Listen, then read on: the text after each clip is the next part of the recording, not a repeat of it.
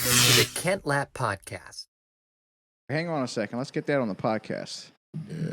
Jason. Yes, sir. How are you, my man? I am amazing. How are you? Welcome to the podcast. Thank you for having me. Thank you for being here. This is quite an honor. I'm really looking forward to this one. We finna have some fun. Do you want to get in on that while I've got that one lit up? Yeah, let me get there. Don't forget we got a dip. Yes, we do get a dip. Dip and sip. Dip and sip. Let me see, I need You a good? little You want a little bit more? Let me get a little bit more. So for those that are listening and not watching, you brought in a bag of big old cigars. Guidance cigars. Exactly. Very cool. What's the dip and sip thing you've been talking about? Here, I got a whiskey glass. Mm-hmm. Do you want ice in your whiskey or no? No, I'm going to just do it neat. So we always bless our bottles. Okay. So tap, tap at the top. Tap, tap. Tap, tap. Tap, tap. Yeah. Is that where the wisdom comes from? You know it. All right. Hear that pop? Take a little pour of that. Yeah, just a little bit. Thank you so much. And yeah. So you take a little. Whoa, we're dipping the mouth into the cigar right in the guidance. Feel that taste. It It changes the whole Interesting. palate, bro. I learned this from Brett Rodriguez from the Bacardi family. That's what his grandfather used to do. I've never done that before. I've never. Does done this it. work with other cigars and other whiskeys, or is this a guidance thing, or? I'm sure it does because his granddad was in Cuba doing it, so he's been doing it for years. But with the guidance and with this special cigar, it just changes the palate. It really does. That's very good. we Very good. We're just learning together. Yeah, we are. Welcome to the podcast, man. Man, so happy to be here. Thank you so much for taking the time. You have a day job in addition to guidance, which I don't understand because you're really running and gunning at guidance the way it looks. Yeah. What do you sleep or do you? I heard that people always ask me that, and I do. I sleep from usually, like this morning I got in at 1:30. I was up at 5:30. Oh man, dude, that is not much sleep. That's the entrepreneurial life, right? Oof, that's tough. I'm a baby. I need more sleep than that. Yeah, I need more too. Okay, so if you do that for a couple of nights, you're going to be shot.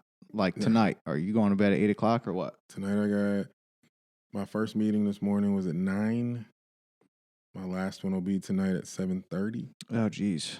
And that could probably last till maybe 10:30 or 11. Oh, wow. Back up tomorrow. Rest is important though. Let's just be be honest. I might not look like it. I'm 41 years old. You don't look like it. Thank you so much. Good for you. But that's when we get up to your 40s, you need rest and rejuvenation. So because I feel like I've always needed my sleep. Did you notice as you got older that you needed more sleep, or it would hurt more if you didn't get a decent amount? I think as I got older, my body just takes it. It doesn't ask for it. So my nap game is ridiculous. Okay. my nap game is serious. See, that's good though, but I hate naps. I just feel like it screws up the day, and then you got to get back up again. There was a period where I would take like a 10 to 15 minute nap middle part of the day, and I was getting up way early at that point in life. I just never really loved it. Were you doing it? Were you sleeping in a bed? No, I would sleep right in my office. I'd lay on the floor or a sofa and just sleep for just 10, 15 minutes. It wasn't much. I'm a 20, 30-minute guy. Okay. Give me 20 to 30 minutes, and I'm like a new guy. Every day you're doing this, or how often? Just when I need it, because all my days don't look like okay. This. Like, why were you up at 5:30 this morning if you got in at 1:30 last night? My body wakes me up at 5:30. And wow. You know what? I think it's because I have something to do. Me and my friend, I was talking to one of my friends about this the other day, and she has a normal day job that doesn't start till 9. and she's off at 5. And she was saying, I really want to get up early. I want to start to get up at 5. And I asked her, I was like, for what? What are you going to do Yeah. at 5 in the morning? She said, well, I could work out, I could read, I could do. I said, yeah, you could do all that stuff, but is there anything pulling? I don't get up at 5:30 because I want to. Okay. My body naturally wakes me up at that time I see. because there's work for me to do. Okay. So I think a few years from now, I'll sleep till 8, 9, 10. Okay. You know what I mean? As Gotcha. these things are rolling on their own. Yeah. Okay. So this morning, did an alarm go off, or you just woke up at 5:30? I don't have an alarm clock. Wow. I don't set it on my phone, none of that. My body naturally wakes me up at 5:30. That's interesting. And I'm not surprised. It's just a different time. I mean, my body naturally wakes me up around 6 or 6:30 right now, like this time of year, but not 5:30. Yeah, and the 5:30 thing is new for me because I was a 6:30 guy. But I think as things started to progress, my body just is like, hey, Yeah. get it. It's a my pops. He was like that. Like he'd be up at 4:30.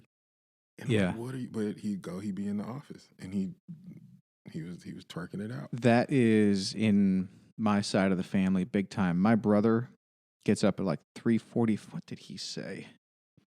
4:45 or 3:45. I forget. And I have an uncle that gets up at like between 3 and 4 a.m. routinely.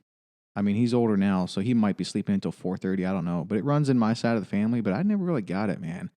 I feel good when I get up early. I like it. I like to get up before the people are up and have that time in the morning and stuff like that. But man, I get tired. I get tired about 2, 3. I start to drag. Maybe that's where that nap needs to come in. You know what I mean? Game comes in, man. Your nap game got to be strong. Guidance. I want to hear more about guidance. So this is the first I've had it, by the way. I have not had. Yeah, I've not had guidance before. Oh, it's very good. I'll be honest with you. Well, I appreciate that. It really is good. Yeah, that's amazing. I love to be with people when they have their first taste of guidance because it's never what you expect. It's a little more smooth than I was expecting. Yeah, that's our trademark. Is it? Yeah. I was expecting to be a little bit more hot. Full flavor, smooth taste, smooth going down. It really is. But it's a whiskey, though. It's not a bourbon. Correct. What's the difference? Yeah, I think I always get the saying wrong, but I hope I don't. All whiskeys are bourbon, but not all bourbons are whiskey. Oh, I think it's the other way. Is it? All bourbons are whiskeys. Are you sure? But not all whiskeys are bourbon. Because whiskeys are bourbon based. Like, these are. Yes. Okay. Yeah, well, you'd probably know better than I would. We do start with bourbon barrels. And so, okay. And then the grain neutral spirits that we add from Iowa. Shout out to Iowa. Okay. That's one thing a lot of people don't know is that we're distilled in Iowa. I saw that somewhere. I don't know if it was some corner of the internet or something, but I didn't know what that really. I actually didn't know you were distilled in Iowa. Yeah, we're distilled. So you're drinking corn. You're drinking corn liquor. Okay. That's 88% corn, 10% rye. Okay. 2% barley. And that's the difference between bourbon and whiskey, right? Is whether it's corn. No, this is a percentage. Oh, okay. Yeah, the percentage. Okay. Yeah. So this was your idea? Guidance? Oh, yeah. It's your deal. Yeah. So I was in LA.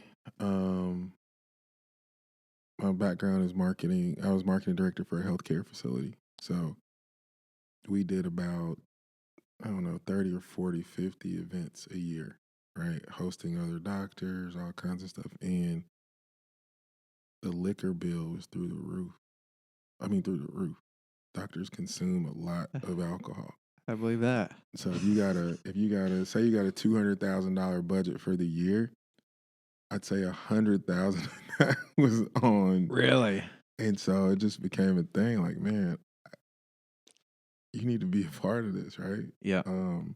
But at the time, I'm considering myself to be an innovator outside the box. I like to have a lot of fun. So I was gonna do a sake at first. Oh wow. I don't know if you saw that in anything. I did not. I was gonna do the first thing I ever wanted to do was a sake. I was gonna Why, be the though? first black-owned sake ever. Oh, really? Yeah, But do you like sake? so that's the thing. Because if you start a sake brand, you should probably drink some of it too and like it a little bit. Man, You know what I mean? You are asking the right questions today. So yeah, that was the thing. I contacted a friend of mine, Stacy Diltz at the time. Now she's Stacy Thomas, but she was a wine broker. And at the time, she had just become one of the only Black female certified sake people in the country. I didn't know that when I called her.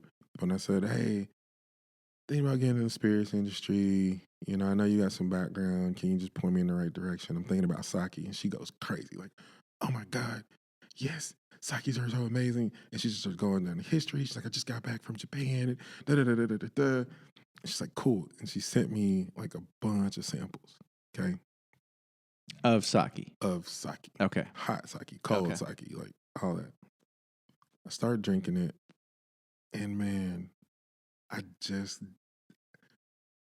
didn't like it. You couldn't get there. I didn't love it. It wasn't that I didn't like it. It was something after a hard day at work, I wasn't going to come in the house and say, honey, can you fix me a sake, right? Exactly. It wasn't something I could drink every day. Yes. And I couldn't have my first product be something that I don't want to say stand behind, because I am going to come back and release a sake. Oh, yeah? Yeah, I got to. Yeah. You know, that's just the innovator now. I'm like having fun, but I couldn't have my first product be something that I really just didn't drink a lot of. Yeah. Or have the time to understand, because even with the whiskey, because we contract distill it, I've learned more about whiskeys after being in the whiskey business than I knew before. Yeah, of course, yeah. You know? And so a lot of people hate to admit that. They need to act like they know it all. I'm still a student. Yes. To this day. Yep. But it's a subject matter that's interesting to you, and you enjoy learning more about it, and you enjoy, you know, seeing people drink it and the joy on their face, and you enjoy drinking it. Like, I feel like I think that was the way to go. I feel like over that sake. Yeah. Not that, you know, you shouldn't do sake one day, but I never really got there with sake, honestly. I have friends that like it. If we go to a more Japanese restaurant, they'll order it, and I'll sip some. I don't particularly care for it. Right. I haven't had that much of it either, so maybe it's something you acquire a taste for. I'm not sure. Yeah. But if there's an option for something like this, I mean, I'm going to go this way all the time. And I drink whiskey, and that was my favorite drink at the time. And when I decided to move back to Nashville, at that time, Jack was lobbying to change the laws on what's a Tennessee whiskey. So, you know, their process, that charcoal process that they use, I don't think anybody else uses it, because it's extensive, it's expensive, and I mean, but they have it down to a science.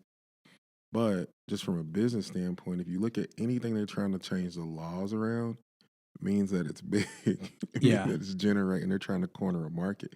So I was like, okay, whiskey for sure. Okay. But I got tired of, you'll hear me say this all the time, I got tired of lying about what I like. Like in those meetings when we're doing all stuff with the doctors, I mean, somebody will give you some 10-year scotch or 15-year bourbon, and you're standing there and you're drinking it, and it is burning a hole in your chest. Right. And you're like, oh, Frank, yeah, that's good. Yeah, I can really taste that afterburn on that. The oak on it is good. You know what I'm saying? Like, you're like, bro. you get tired. I know what you mean. Yeah, you get tired of that. And and it made me actually stop wanting to drink, because I didn't enjoy it anymore. So I wanted a product that I love drinking. You know what I mean? Like, we'll sit here, if we sat here long enough, we polish off half of this bottle. Yep. Because it's smooth. Yeah. You know? Yep. And then the meeting I was just in this morning, two guys, they started the conversation before they tasted. They said, look, man, be honest with you, I don't really like whiskey. We don't really drink whiskey. I said, that's fine.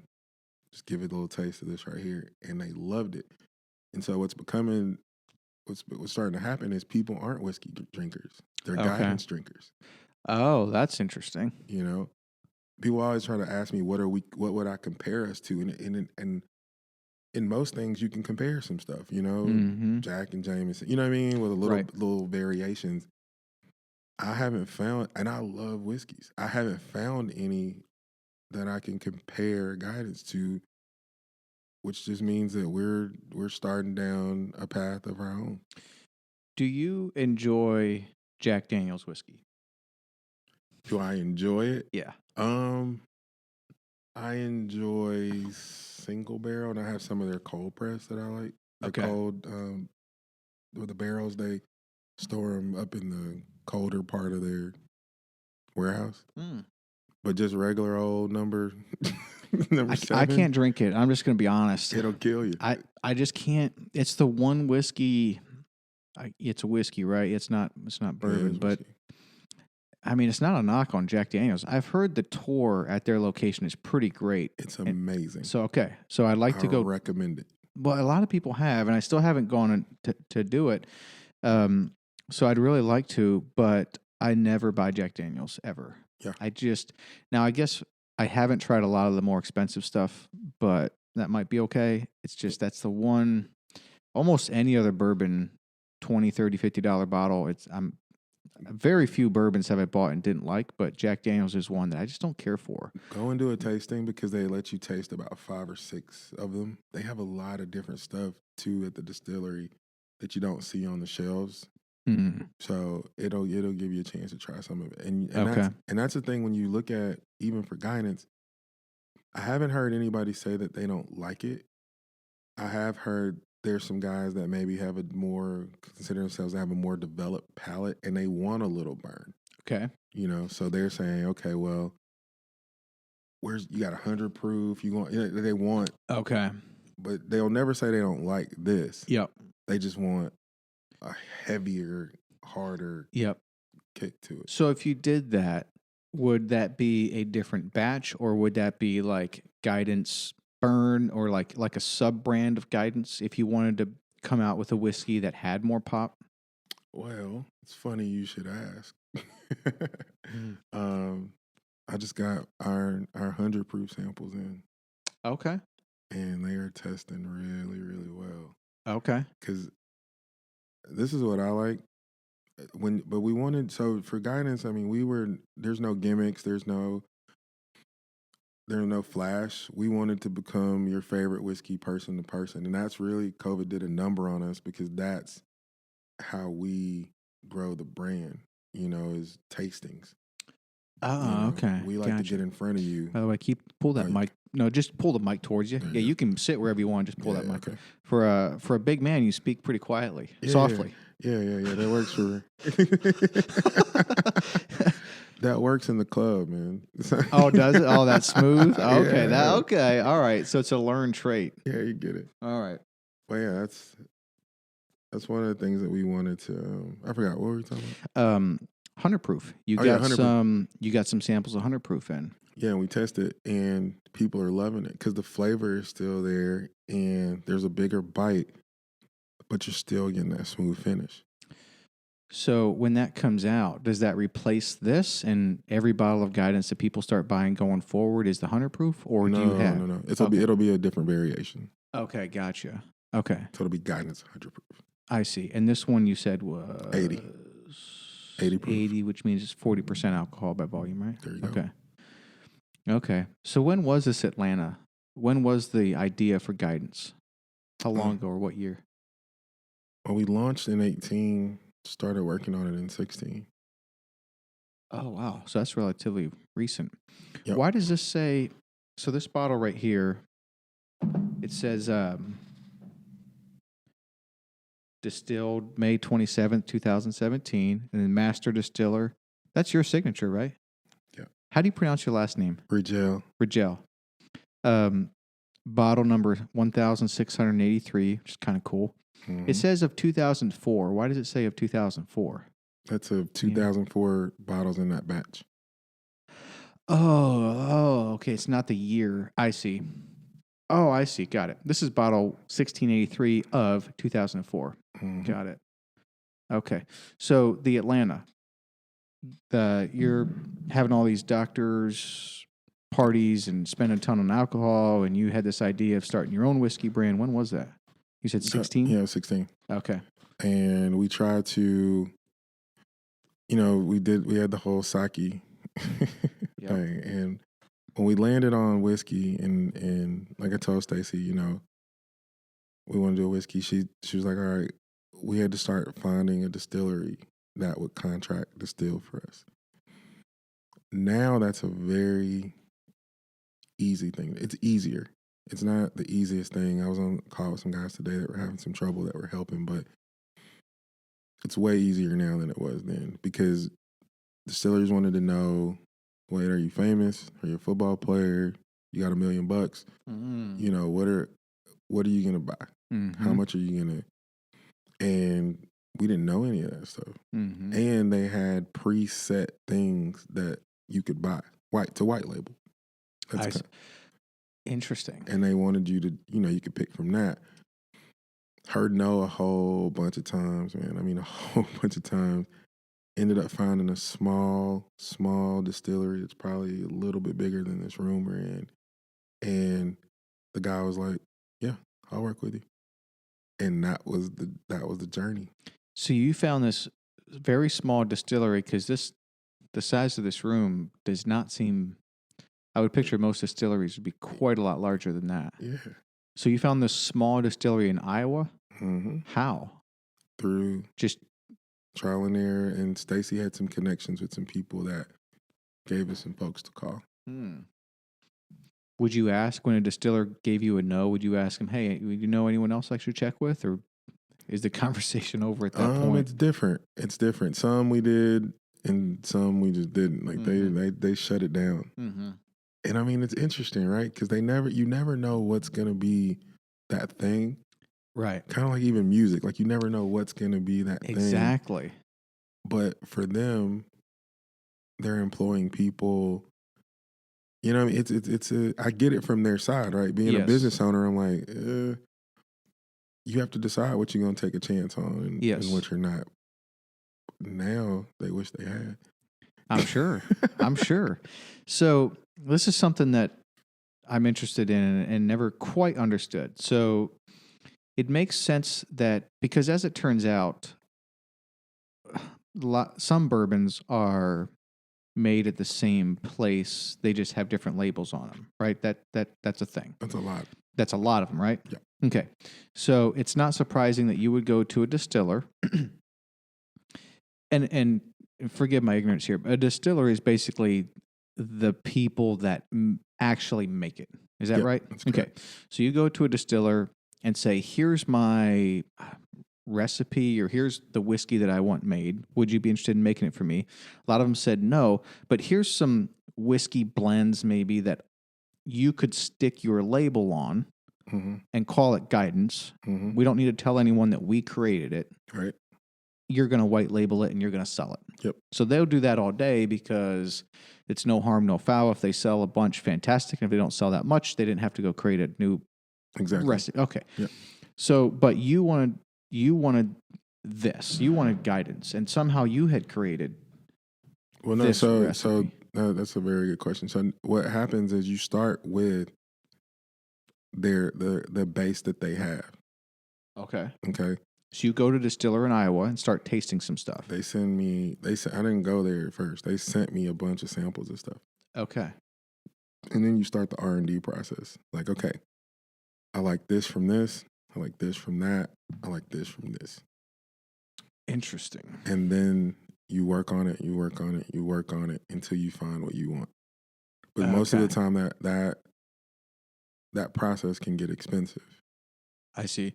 If you don't have somebody that's working with you, you go through 6 or 7, because they have to blend it. They have to add more juice. I mean, they have to do a whole bunch of stuff to that. Yes. And time. time. If you say, let's say they sent you some samples and you tried, how many samples? Half a dozen would you try when they send these samples to you? Yeah. Try half a dozen samples and you say, here's what I like. and here's what I don't like. Okay, go ahead and mix that up. Well, do they mix that up and just send you new samples, or do they mix it up, put it in a barrel, age it a little bit, and then send you samples? They mix it up and send it to you.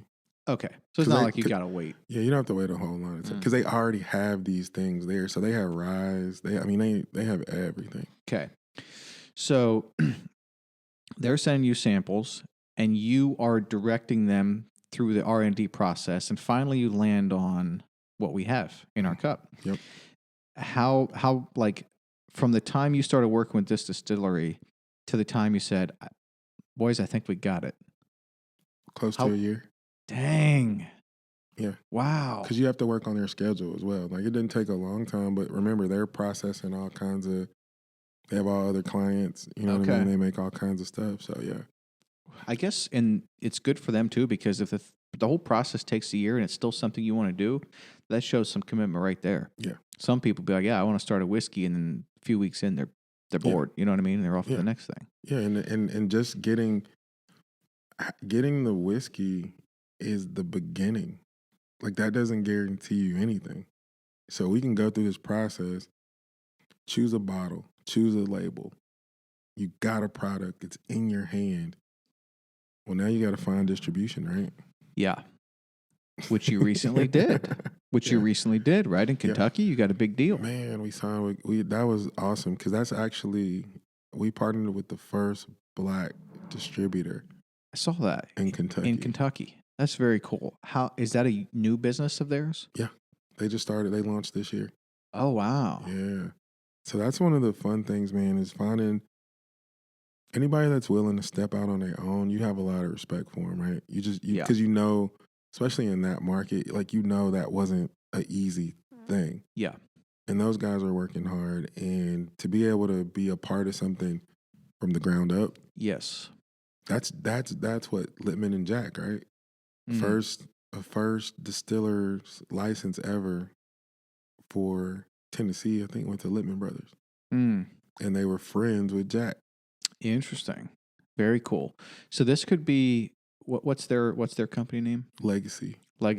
Okay. What a name. That's well, it's a cool name. So this could be something where you and Legacy sort of grow together. Yep. Like, you might actually, if Guidance takes off, which it's gaining some popularity around town from what I can tell. Just a little bit. Yeah. If that takes off, just by nature of the popularity of Guidance could help Legacy. Exactly. Because people want Guidance. How do they get it in Kentucky? They have to get it through Legacy, right? Yep. Okay.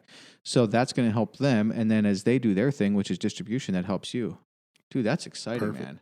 And that's I think a lot of people don't understand that. Like, that's the collaboration part of what we do is so important. Like, even what we're doing right now, you have a product. This is your product. This podcast is your product. This is my product. We're collaborating on something. So yes. After this, more people who know me will know you. Exactly. And more people who know you.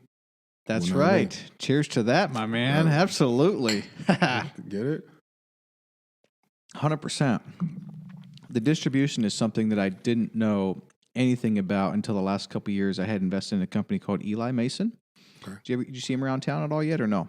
It's a old fashioned cocktail mixer. It just comes and it's good. I know there's a lot of them out there, but Eli Mason is my favorite. I know I'm a little bit biased, but my friend Chris Thomas owns it, and he was looking for investors, and so I did for a period of time.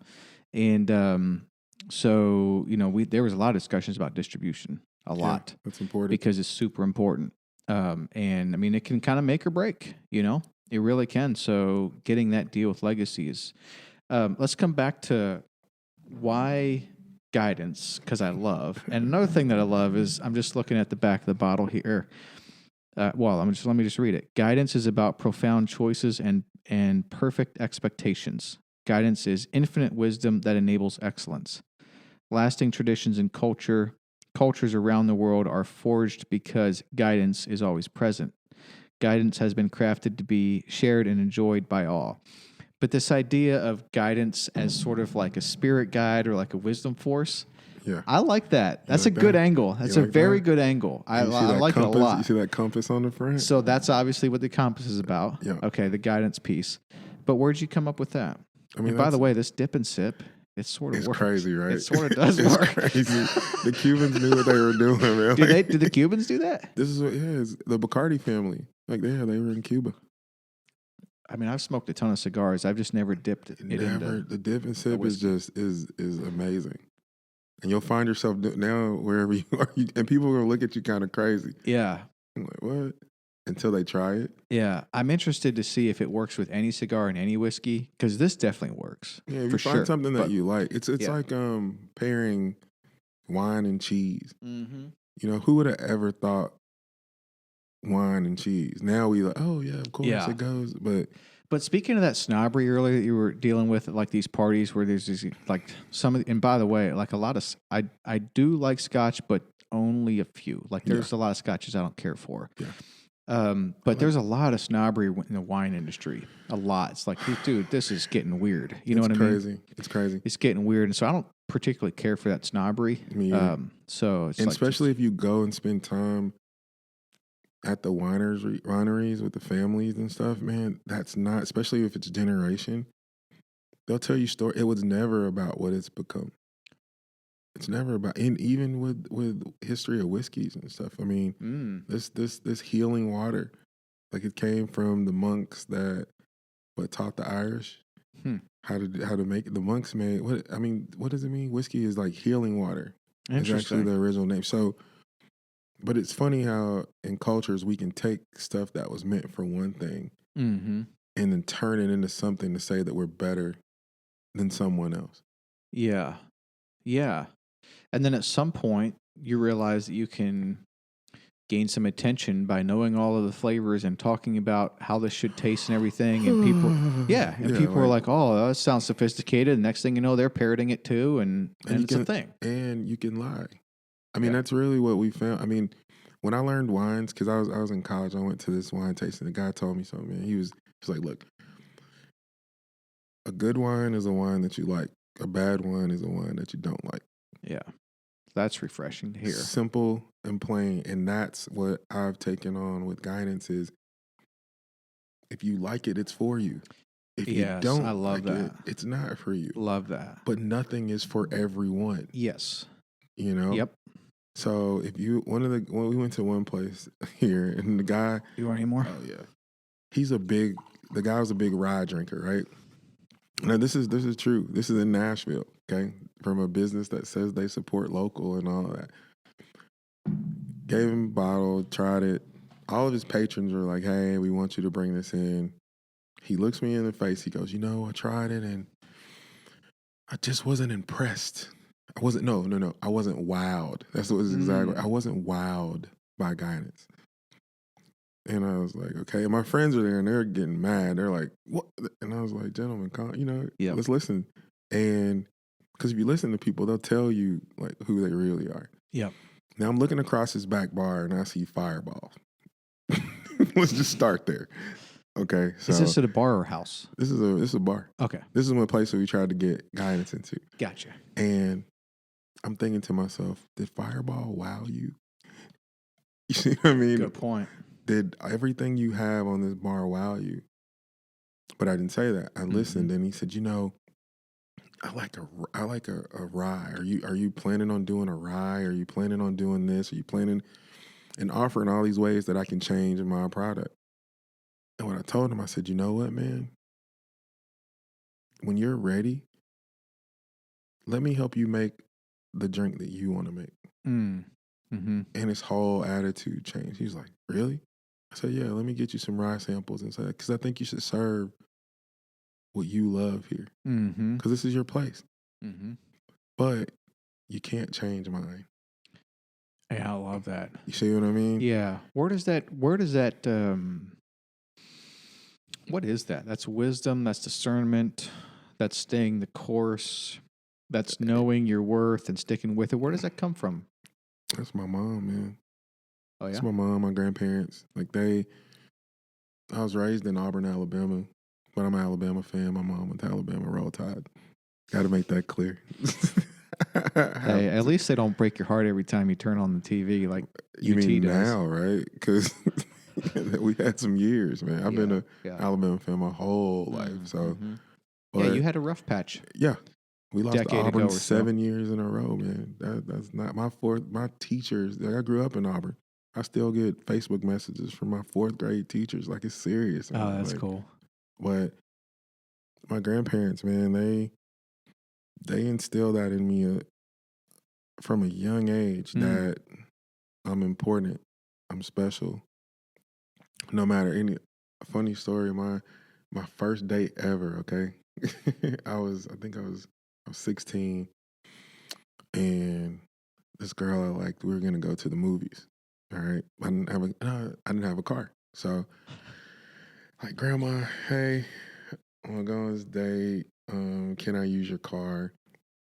And she goes, okay. But the girl had called me and said, hey, look, like, I think the movie started at 5 or something. She said, but can you come and pick me up early because my parents want to meet you? I'm like, all right. I tell my grandma, I say, hey, grandma, movie starts at 5. I need to use your car, but I got to leave kind of around 4-ish because her parents want to meet me. My grandma goes, okay, well, we'll leave at 3:30 because I want to meet them too. We don't just let our grandson go out with anybody. Whoa. And my girl, now this is some deep, profound stuff. At 16, I felt no. Yeah. But my grandma got in the car with me. We drove over to the girl's house. She meets the parent. It turned out that my grandma ended up knowing the girl's mom, and so it was like, cool and everything. Yeah. My grandma, she said, yeah, we had to come see who y'all were because we don't just let Jason go out with anybody. And she said that to them. Oh, wow. So then we took my grandma back home, and then we went to the movies. So. Dude, as a 16-year-old, taking your grandma along to pick up your date, do you understand that's that? not something you want to have happen. I don't know if anybody else has ever went through that. But that was a lesson that stuck with you? It stuck with me because I'm important. Mm-hmm. I'm important to my family. Mm-hmm. So if you have that in the household, the world doesn't. I mean, one of the mottos for guidance was, if you don't drink it, we will. We made something that me and my friends love. So if it never went anywhere, when you came to my house, I'd be offering you this. Mm-hmm. I love that. That's where we are. There's a self-assurance there that's really respectable. Yeah. For sure. That's that Southern. Mm-hmm. I was going to ask you something about that. About the South? No, about the grandma and the first. Oh, yeah, it's this, which is what I really like about that is I could see where your grandma's actions there did plant something in your head that you're 41 years old and you're talking about it to this day. Yeah. You know what I mean? That's exceptional. And what's exceptional about it is I think culturally it is more acceptable or maybe even common for the parents or close relatives of the girl who's about to go on her first date to be more apprehensive. And it's sort of like we just throw our boys out there. It's like, you guys be all right. You'll figure it out. But actually, no. If I have Lincoln 16, if he's going on a date with 16, I should be a little bit concerned about who the girl is, because that can have a big impact on my boys. Exactly. And especially for young men, I don't think we put the time into them, because men are expected to be, we're expected just to get over it, or you'll be okay, or, but teaching young men that they have value, that they're important, gives them a sense of pride that a lot of times helps them carry themselves in a different way. 100%. But isn't that a lot of times like maybe viewed a little bit as like chauvinistic when you start to teach your boys their value and everything? Like, no, how is that chauvinistic? I agree with you. It's not. I'm just saying it's like culturally, like there's a lot of attention put into protecting the girls, and we're just like the boys. We'll just throw them to the wolves, kind of. Yeah, I mean, but chauvinism is what, overconfident, and I mean, because knowing that Lincoln is just that a girl is lucky to be with him, just as lucky as he is to be with her. Yeah, that she needs to have her stuff together. He doesn't just have to accept what comes his way. Yes. You see what I mean? Like Yes. that's what I'm talking about. Yes, exactly. For our young men, Yep. that you should be selective. Mm-hmm. You know what I mean?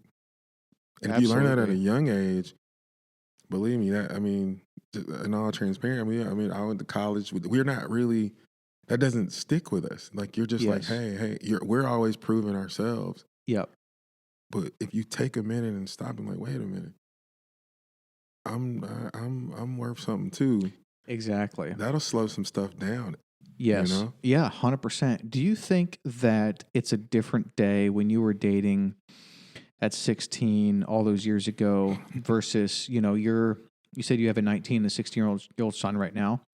Do you think that it's a different day in that back then girls were used to maybe being pursued a little bit more, and now it's like it's different and the girls are the one just going after everybody that they can? Yeah, I can see that. I can see that those roles have been reversed. And really? Because I've been wondering the same thing. Yeah, it comes from them being assertive, you know what I mean, and knowing who they are, which is, I think, a good thing. But then also, it can lead to losing some of that femininity. You know what I mean? The part of because there was a girl that I was dating, or she wanted to date me, and before I could never ask her to do anything because she was always asking me first.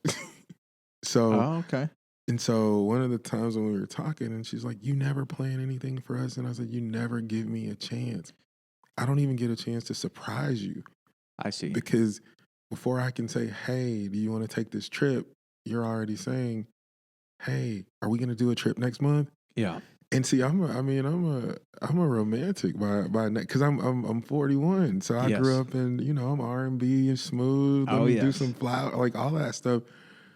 But before I can do it, she's already asking for it. Yes. So then it just becomes like, yeah, of course, here you go. But I don't get to feel special about doing that. Yes. Interesting. And I don't that part. I really for today, like I don't like that.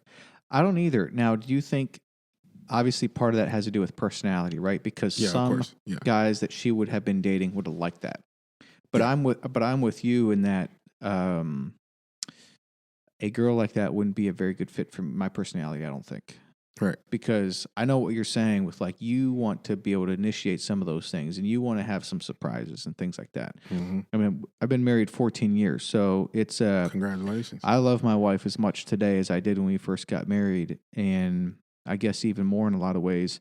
But, I'll be honest, I am not bringing the flowers like I did when we were dating. I'm not planning those surprises like I did when we were dating, So I need a little kick in the butt. You need to. You need because to. she's just as special now as she was 14 years ago. And for guys, man, especially when you got the one, that does just as much for you as it does for her. Mm. You'll notice that. You know what I mean? Mm-hmm. It'll do just as much for you because you want to feel good about taking care of your woman. Yes. And not just bringing home the bacon or the I keep the lights on crap or, you know what I mean, that type of stuff. Because everybody keeps the lights on. Yeah. Yeah. You know what I mean? Yeah. If the lights are on for you, they on for her. But what are we doing to be special? Yeah. What are you, we'll come back to guidance because I'm curious where you got the name, but you, I saw some clips of you on someone's podcast. It had something to do with fathers. It was Black Fathers Now. Black Fathers Now. And you were talking about your 19 and 16-year-old sons, some of the things that you teach them, want them to know before they kind of go out, What were there was only a few things. Yeah. Do you remember what that was? Yeah, of course. It's what are they going to do to be able to take care of themselves? Right? Because you get so much time with your boys, right? And for you to be able to do your job correctly for your sons, like for my boys, the things I need them to leave with or take. What are you going to do? Take care of yourself. What is that going to be? Mm-hmm. what are you going to be able to do to take care of your family? And then what are you going to do to take care of your community? Give back. Mm-hmm.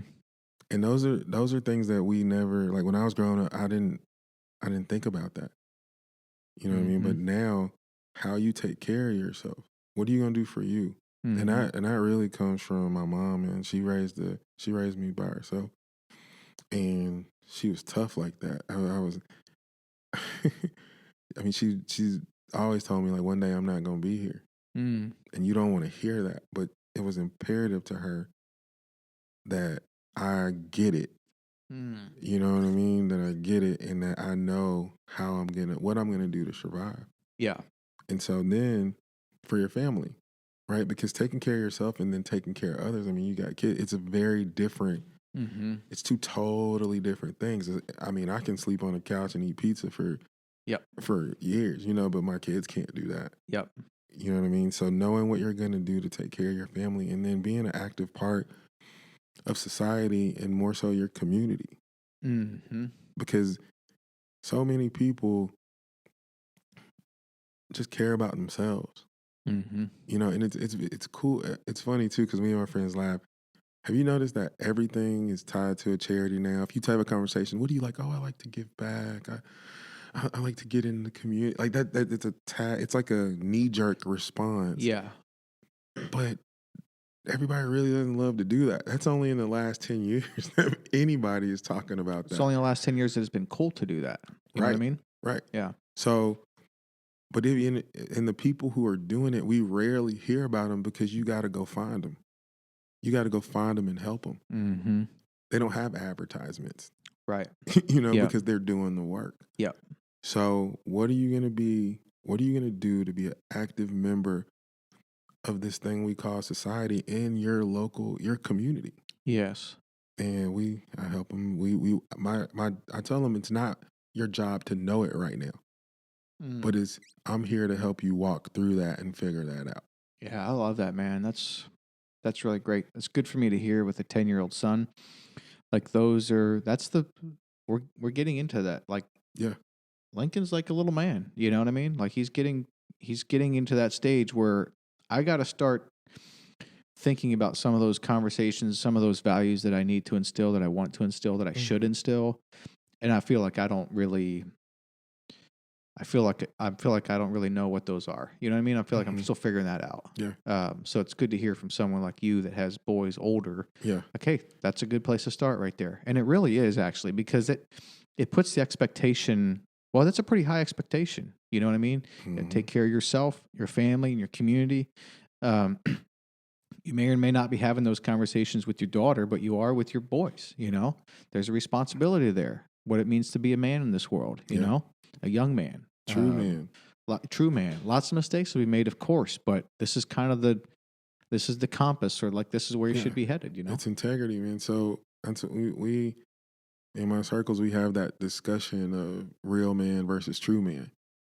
And I learned that in therapy, actually, about integrity versus that. And because you hear, be a real man. What's a real man? A real man with this and this, but it's being a true man, which is being true to your integrity, which is being accountable to your own greatness. A true man, you said? True man. It stems from integrity. Integrity is being accountable to your own greatness. And being accountable is the first part of it.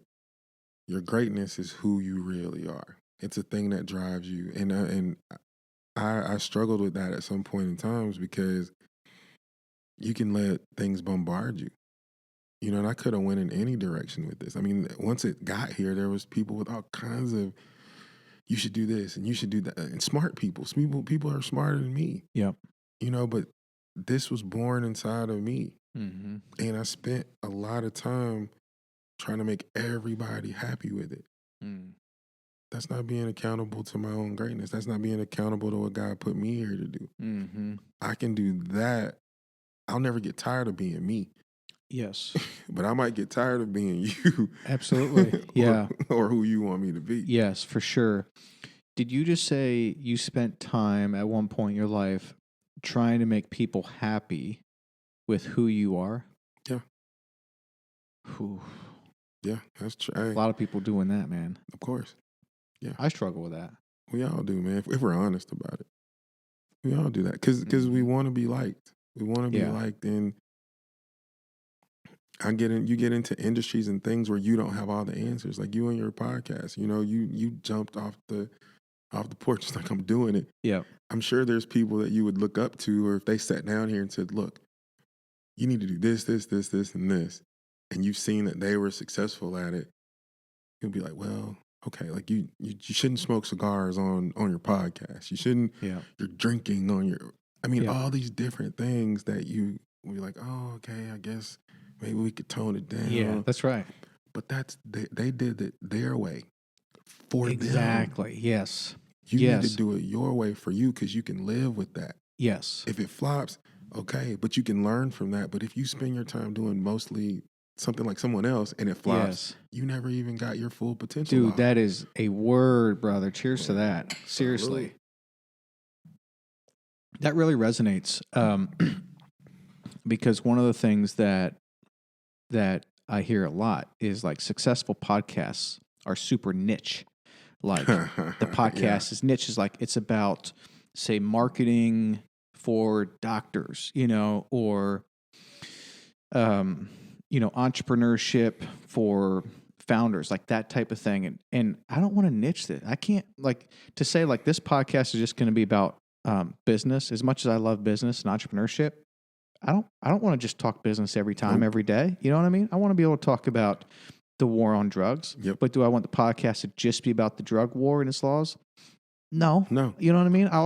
So I don't know what the niche here yet. I think the niche is going to be something to do with, look, this is in-person, long-form conversations, informal, open, that type of thing. But the subject matter's got to vary, man. Because I'm going to get bored. And I want to be able to smoke cigars on the show. Niche is you.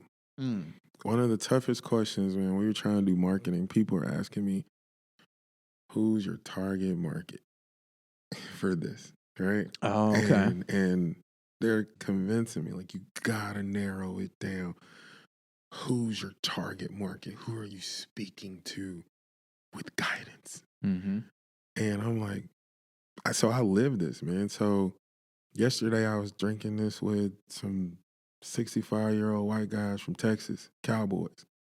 You know what I mean? I've been in the projects drinking it with the hood leaders. I drink it with all women that smoke cigars. And I mean, this has been to Chechnya. A guy smuggled a bottle of this into Chechnya, bro. Chechnya, the country? Chechnya, and took it up on a mountain and took pictures with the shepherds there. That's cool. This has been in Mexico with the number one bullfighter or matador in Mexico was drinking this a month ago. Dang. So what's my target market? Yeah. You see what I mean? Yeah. The person who was able to explain it, because I was like, I don't have a target market. God, there's all kinds of people and Yep. The lady that told me that, she said, yeah, it's you. Your brand is you.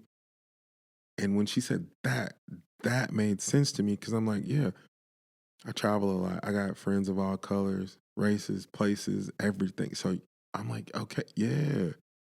So your podcast is you. And that's the niche. Interesting. What's interesting about that is how it worked for me. I saw the article in the Nashville Business Journal, but then I was like, oh, this is Jason guy, and looked you up a little bit, and like in 10 minutes, I knew I wanted to have you on the podcast. But depending who it would have been, a new whiskey company in Nashville, I mean, 9 out of 10 of those people I probably wouldn't have cared to have on the podcast. So there was something about you being tied in with the brand that was a draw to me. Yeah. So I think they're right. Where did you get the name Guidance? It's a combination of everything we just said. A testament to that's grandma. Okay. That's mom. But then that's what we're doing right now. You get infinite wisdom that enables excellence.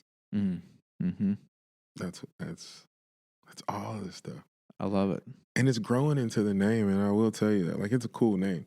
But what it was when it started and what it is now and what it'll probably be 5 years from now, it's living and breathing and growing. Mm-hmm. So right now, the stories are definitely, people love to know how I started it, but that contract distilling, finding it in Iowa is important. But the fact that we're helping other brands come into the market is becoming bigger. The fact that we were one of the only black whiskeys when we started was a big story. Well, now there's 7 to 10. Mm. You see what I mean? So everything that we're doing now is a part of the narrative. So I'm focused on what we're doing now because this is the part that feels good to me. Mm. The stuff from 2 or 3 or 4 years ago, it even becomes hard to remember. Sure. You know what I mean? Yep. But today I'm on the Kent Lapp show. That means something to me today. Yeah, that is cool. So do you, so part of guidance is actually you providing some guidance for some other Got to. maybe black-owned companies or guys with whiskey aspirations to have their whiskey brand too. Anything that and look at you and say, geez, well, Jason did it. I know it's not going to be easy, but he did it. Like, maybe I should try it. Exactly. Because when you went on that Facebook or wherever you saw me at, I'm a normal guy. Mm-hmm. I'm a normal guy. And that's the thing that I want people. I love it when you look at me and say, okay, he did it, so I can do it. Yeah. That part is important. Because when it gets to the point where it's, he did it, but I probably can't. Yep. That part, that's when we come down and we have to discuss it a little bit more because, nah, I did it. You definitely can do it. 100%. But now, so it's surprising to me with as much as you're running and gunning here with guidance, which, by the way, you already touched on this a little bit, but getting just the right taste together and getting, finding a distiller, like you're just getting started at that point. Now you got to go out and find distribution. You got to sell it. You got to build the brand. Like, that's all what you're doing now, right? Yeah. And I mean, it looks to me like you're running and gunning with that pretty well. Yeah. But it's not your full-time gig. No. I'm in medical equipment sales. That's what dun dun dun. This is why you're getting up at 5:30 in the morning. You're going to be in a meeting until 10:30 on a Friday night. I hope that meeting's fun, by the way, because the meeting at 10:30 on a Friday night is. It's gonna turn fun after I introduce guidance to it. Okay, all right. So, but medical equipment sales, man, been in it for almost 10 years now. Yeah. Wow. So that's been kind of a constant while because you've started a few things. Yeah. I mean, I've had all kinds of companies. Nashville, I had Music City Dream Cars. We got the Hydrate the Hood initiative, which is important to me. Remember that give back portion. What is that? Hydrate the Hood. You see so you see this cup here, right? Yeah. It's kind of worn out, but it's a Ph9 Generator. So this cup alkalizes water without a filter. There's no filter in there? Nope. Can you twist the top off? I don't know if you can see it, but actually there's ridges in the cup and the minerals that alkalize the water are infused into this cup. This cup is $40. It lasts 2 years. Technology is from Sweden. Guy basically, have you ever heard of there was the alkaline water systems you can put in your house, right?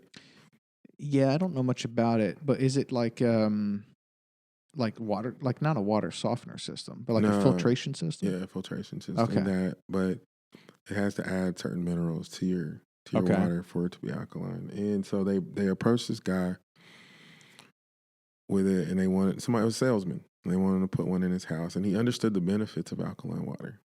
But his question was, why does this have to cost $3,000 to $4,000 to put into my house? And they gave him some BS answer, and he says, "No, forget it. I'll make my own." And so he ended up making these cups.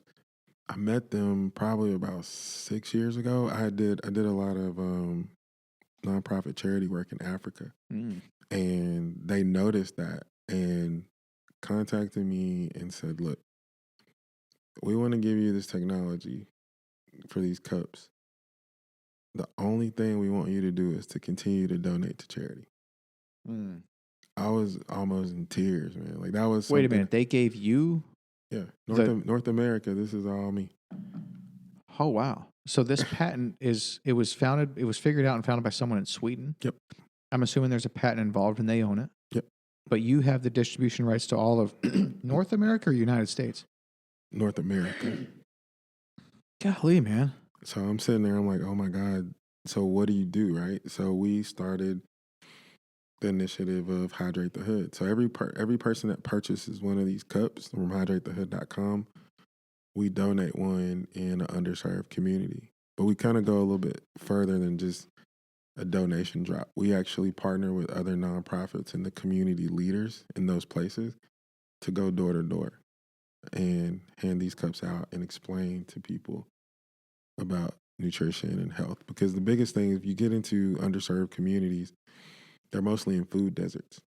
So when you come in and you're trying to talk about health and wellness and all that stuff, and nutrition, most importantly, well, most of the people are hyped up on salt and sugar because that's the closest thing that they can get. So you're almost wasting your time if I come in and give you a nutritious diet plan because A, there's no stores around you to even get this stuff. Yep. And when you're tasting it, like the sugar and salt that you're already used to eating is going to drown out the flavor. Yeah. So the first thing we do, we give them a cup, we give them a 30-day challenge. Like, hey, you don't only have to drink water, but when you do, drink it out of here. It starts to detoxify their body. So they'll notice that their pee is clear in like 3 or 4 days. You come back in 30 days, then you teach them about nutrition because now they can taste the fruit. They can taste the vegetables. They can get the full flavor out of it, and they're more open and receptive to a diet. But then it goes further than that, right? Because in those communities, most people have pre-existing conditions like, diabetes, high blood pressure. Once their bodies detoxify, your body can fight off mostly anything on its own if it's healthy, right? Your body's designed to fight off viruses and stuff. So once they're healthy, there's another missing component. It's called insurance, health insurance, life insurance. Well, if you have diagnosed with hypertension, diabetes, that price of those products are through the roof. We get you on this for a year to now those pre-existing conditions are eradicated. So now I can get grandma a life insurance policy for $50 instead of $600. Exactly. Right? Wow. But here's the thing. If grandma is 65, she lives to 95, I got 30 years to teach, come in with financial training, to teach her heirs what to do with the money they're going to get when grandma passes away. Dang. Long-term plays, man. Dang, man. Long-term plays. That's freaking awesome. Because that, oh man, that's great. Because that whole thing, I mean, I'm resonating with everything you're saying here because health really matters. Because our biggest battles, my pastor's wife said this at one point. Our biggest battles are fought between our ears, and that's how it's been for me, man. Well, yeah. But what's in there, your brain, it's attached to the rest of your body. Yep. So how you feed your body and how you treat your body and all those things, like it's all tied together. It's all tied together. So what I love so much about that though is you are coming in like you're getting your foot in the door, and that hopefully triggers this domino effect, which literally changes lives. And you take your time with it. Yeah. You take your time with it because you keep engaging with the people, man. You're not just dropping something off and going, and you use the people that they know. You know what I mean? Your community leaders, the people, because every community has a leader or some leaders that they look up to. I don't know what podcast I did, and they were saying like, in the Black community, there's really no leaders. You don't see it. And I was like, you mean like Martin Luther King or Malcolm X? Say like, you don't see that. And I said, those people got shot. You know what I'm saying? You're thinking about putting a target on these people's back. But every community has a lead. There's not one big leader. There's people in each, like in church, we have small groups, right? Because you got to big population of people hearing from one person, but where you learn is these interpersonal communications on a smaller level that can get you way further. Yes. It's almost tactical if you think about it. Yep. So yeah. So are you finding those community leaders? Oh yeah. So you're going there, finding, say, an area, it might be in the projects, finding who the people of influence are there, talking to them about some of the benefits if they can start to get people drinking out of these cups, get them on board and kind of work through them. Yep.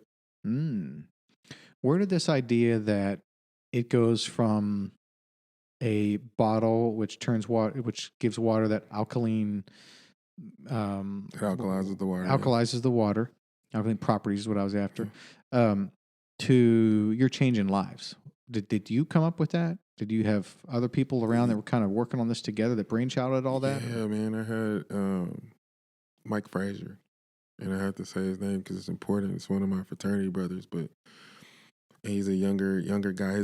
He has degrees and masters and all kinds of health education and all that. And he came to visit me actually to learn about making his own bourbon.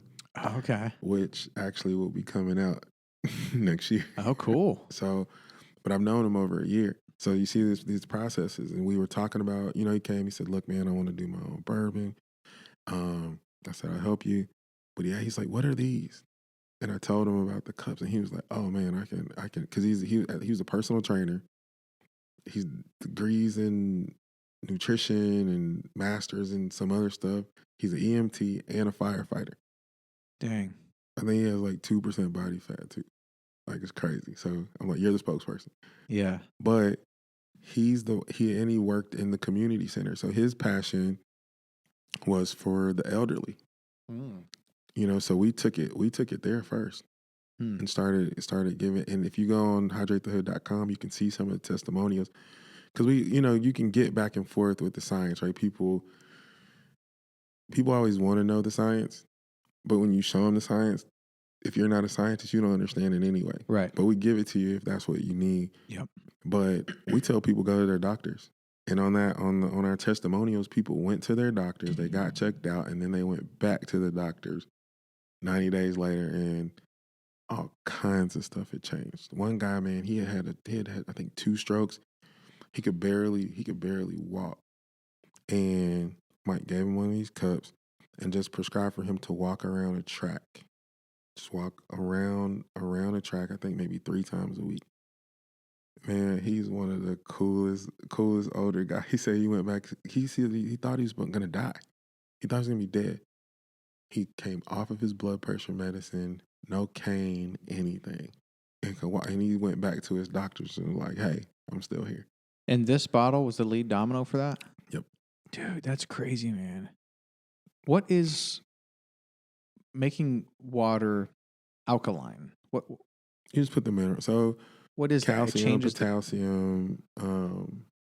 There's some secret sauce in there, but okay. So basically, that cup is sort of like emitting some minerals into your water. The minerals are already in here, and you can test it. And then you drink those minerals. Yep. I see. And it's simple. And the cup is not the end all be all. So we don't call it the miracle cup. The guys in Africa call it the miracle cup, though. It was a cool name. But you can do this with just food. You can have an alkaline diet through food. This is not the only way. I see. You see what I mean? So we don't. Sure. I don't BS people like this is you got to have this or you won't. Right. No, it's not that. This for the thing that we're trying to accomplish is the easiest and fastest way to introduce people. Yes. To a healthy way of living. Well, what I love about that so much is, I actually didn't really know, but it's not shocking to me that when you're drinking a bunch of sodas and so forth, sugar and all of that, that it takes away your taste for water. One of the things that my wife got me into just thinking about health at a holistic level, 10, 15 years ago. And I really appreciate her because it really wasn't on my radar that back then. But the first thing that she helped me to see is that you got to stop drinking sodas and crap and just drink a ton of water. And honestly, to this, like now, I drink a ton of water and I like it. Yeah. I don't ever drink sodas, and I'm not, trying to, be elitist or anything like that. I mean, plenty of people drink soda and I guess it's okay, but There's a lot of sugar in that crap. And a so if lot you of can, other stuff that you don't know what it is. so much. And if you can just be drinking water, like if that's the one thing you can do to make a change with your health right now, just drink more water. That is such a key thing. However, I mean, it depends what city and whatnot, but man, drinking tap water, Come on now. that can be bad, man. Come on I mean, now. did you see, what was it, Flint, Michigan? There's some big lawsuits going on right now with Flint, Michigan. They had, apparently, they had terrible things in their water, and it was passing the tests, and people were drinking this water, and it caused all kinds of havoc on people's health. So bad. So, my wife's a big fan of drinking water, and she does not allow us to drink it out of the tap. We live in Nashville, just south of here. Mm-hmm. And so it's city water, and she has some sort of a water filter thing. Yeah. It's like aluminum that we pour the water in and drink it out of there. She's smart. So it's filtered. Because that's one of the things too. And even some of the bottled water that people drink is just as acidic as those sodas. Wow. And you can test it. So we do it. We'll grab some water that somebody's drinking and we'll test it and it'll show up like red and they're like, what? And then we pour it in here and it'll come out blue and they're like, oh, okay. Wow. Funny thing is I'm glad you mentioned that though about the city water too, because one of the things when we're talking about this now, when I'm talking about whiskey, I mean, we can talk about whiskey all day. When I start talking like this, people usually brush over that part, which I've noticed. And I'm like, all right, cool. But if you think they gentrified a lot of Nashville, right? You know, things that were the projects are all beat down now are places like 12 South and they have $1 million homes on them. Mm-hmm. But they didn't change the pipes. Hmm. So it doesn't matter where you live or what your property value is. You're affected by this. That's interesting. And I'm sort of glad, because how bad would it be if you had $1 million homes getting built in poor communities and all of a sudden they're changing all the pipes? Like that'd be some real bull crap. That'd be different. You know what I mean? Yeah. But people don't think about what's under the ground. So if you're in 12 South right now, theoretically, you're drinking the same level of tap water as someone who lives in the projects. Yeah. Yeah. And neither should be drinking that tap water. Here we really. go. They should not. That is that, so by the way, we all need to care. This is something we all should care about. I totally agree. And did you mention that it's a 1-to-1? If someone buys one of these bottles, you give one away? Yep. Easy. Ooh, that's just like Tom's. It's impressive, man. Because, I mean, and with that, I mean, we were having, most of the time, if people understand, about alkaline water, they've heard about it or something like that, it's not a hard sell because especially people, they buy it every day. So this is a cup, one cup lasts you 2 years. If you're buying these waters every day, like that's going to build up. You're going to pay a lot of money for that. Yeah. So just the cost savings is one thing. Yep. But in some of our communities, like we were having a hard time selling them. You know, because they're like, $40. Now, this is $50. Right. They're like, give me a case. You know what I mean? But this is like, well, I don't know. And so we dealt with the dilemma of that. And it was like, man, just because people don't necessarily understand don't mean that they shouldn't have access to it. Mm-hmm.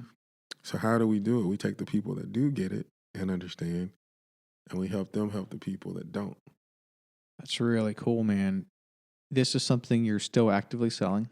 Oh, yeah. HydrateTheHood.com. HydrateTheHood.com. People can buy it online? Right now. We're gonna give away, my goal for October, November, December is to give away 500. Sweet. Just the 500 cups, because people become dehydrated in the wintertime almost as much as in the summertime because we drink water less.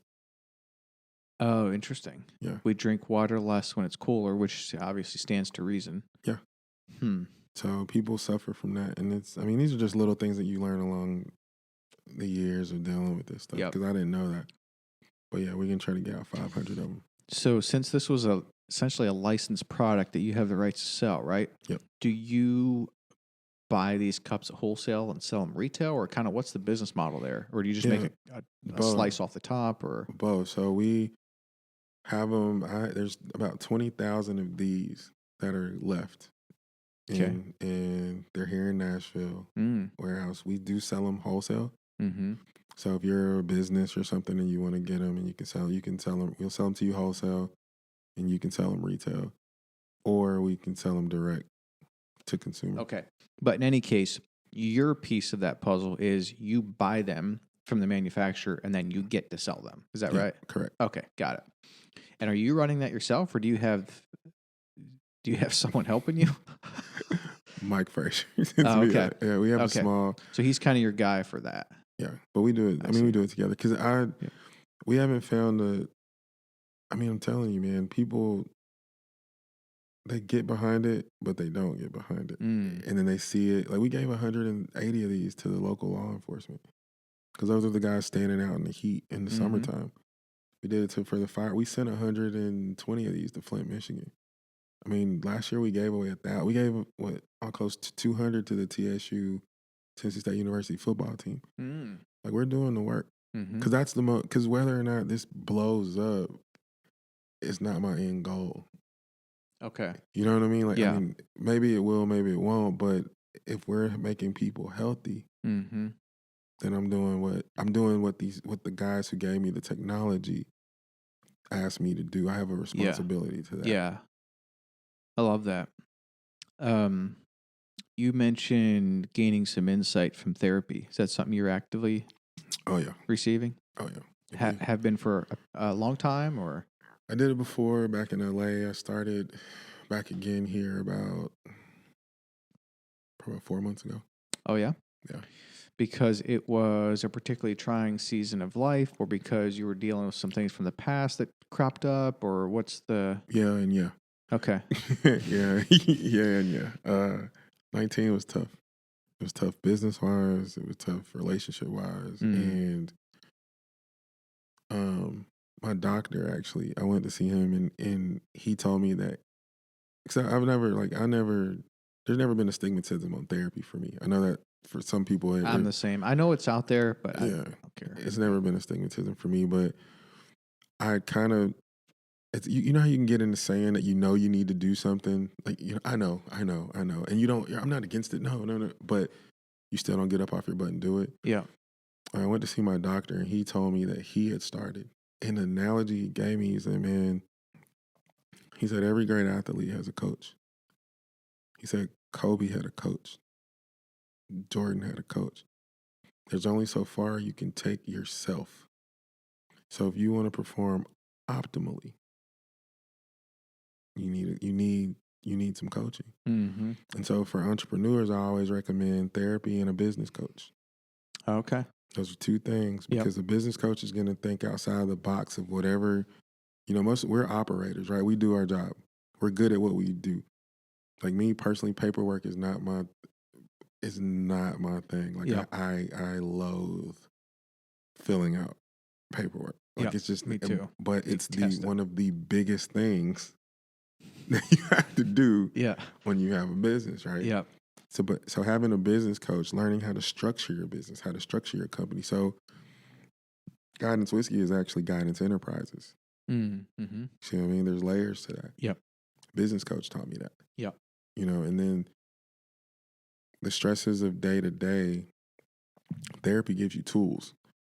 So things are going to happen. How am I going to process those? So that I'm not reactionary. And if you don't have the tools to do it, then you're going to just keep going down the same path. And that's not going to be effective. Do you go once a week, once every other week? What's your cadence right now? I think for the first 3 months, I was every week, every Monday. And now I'm on every 2 weeks. Okay. But my therapist, he told me, like, my goal is to get you out of therapy. Okay. Yep. So it's not something, and I know that a lot of people, kind of like even with chiropractic, they're like, well, if you start, you're going to have to keep going forever and all that stuff. Yeah. No, that's not it. Yep. Totally agree. A few things there. Oh, which we're jumping around, but you saying that reminded me that another thing that you were into at one point was providing chiropractor and special massage services to help people get off of opioids. Yeah. Which is fascinating. But the chiropractor thing, I agree with. I actually went through like a 3-month intense. Started out 3 times a week at the chiropractor, and then 2 times a week, then 1 time a week, and corrective care. Corrective care. Yep. Yeah. Now I don't know, every every 2 weeks. Maintenance.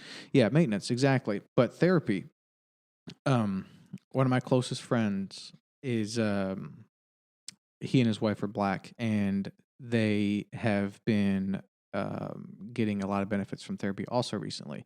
And their comment was that, there's a lot of stigma, or there is stigma out there about therapy in general, which I agree with. They said, though, that it's even maybe more in the Black community. Like in the Black community, it's more about like, just picking yourself up by your bootstrap and pushing through. Like, would you agree with that? Or do you think the stigma is just kind of the same across the board there? I think it's across the board. Okay. But I think because they are Black, they're familiar with their community. But if you talk to some Asian people, they'll be like, therapy, you know what I mean? That makes sense. Yeah. The so people can go to hydratethehood.com for that. For that. Which I'm going to. And then, are you still doing the chiropractic and massage thing? And how does that help people with opioid addiction? Okay, so I was a massage therapist. That's why I moved to California. Of course you were. Yeah, of course. What else haven't you done? Yeah, man. you pulling out all the stuff.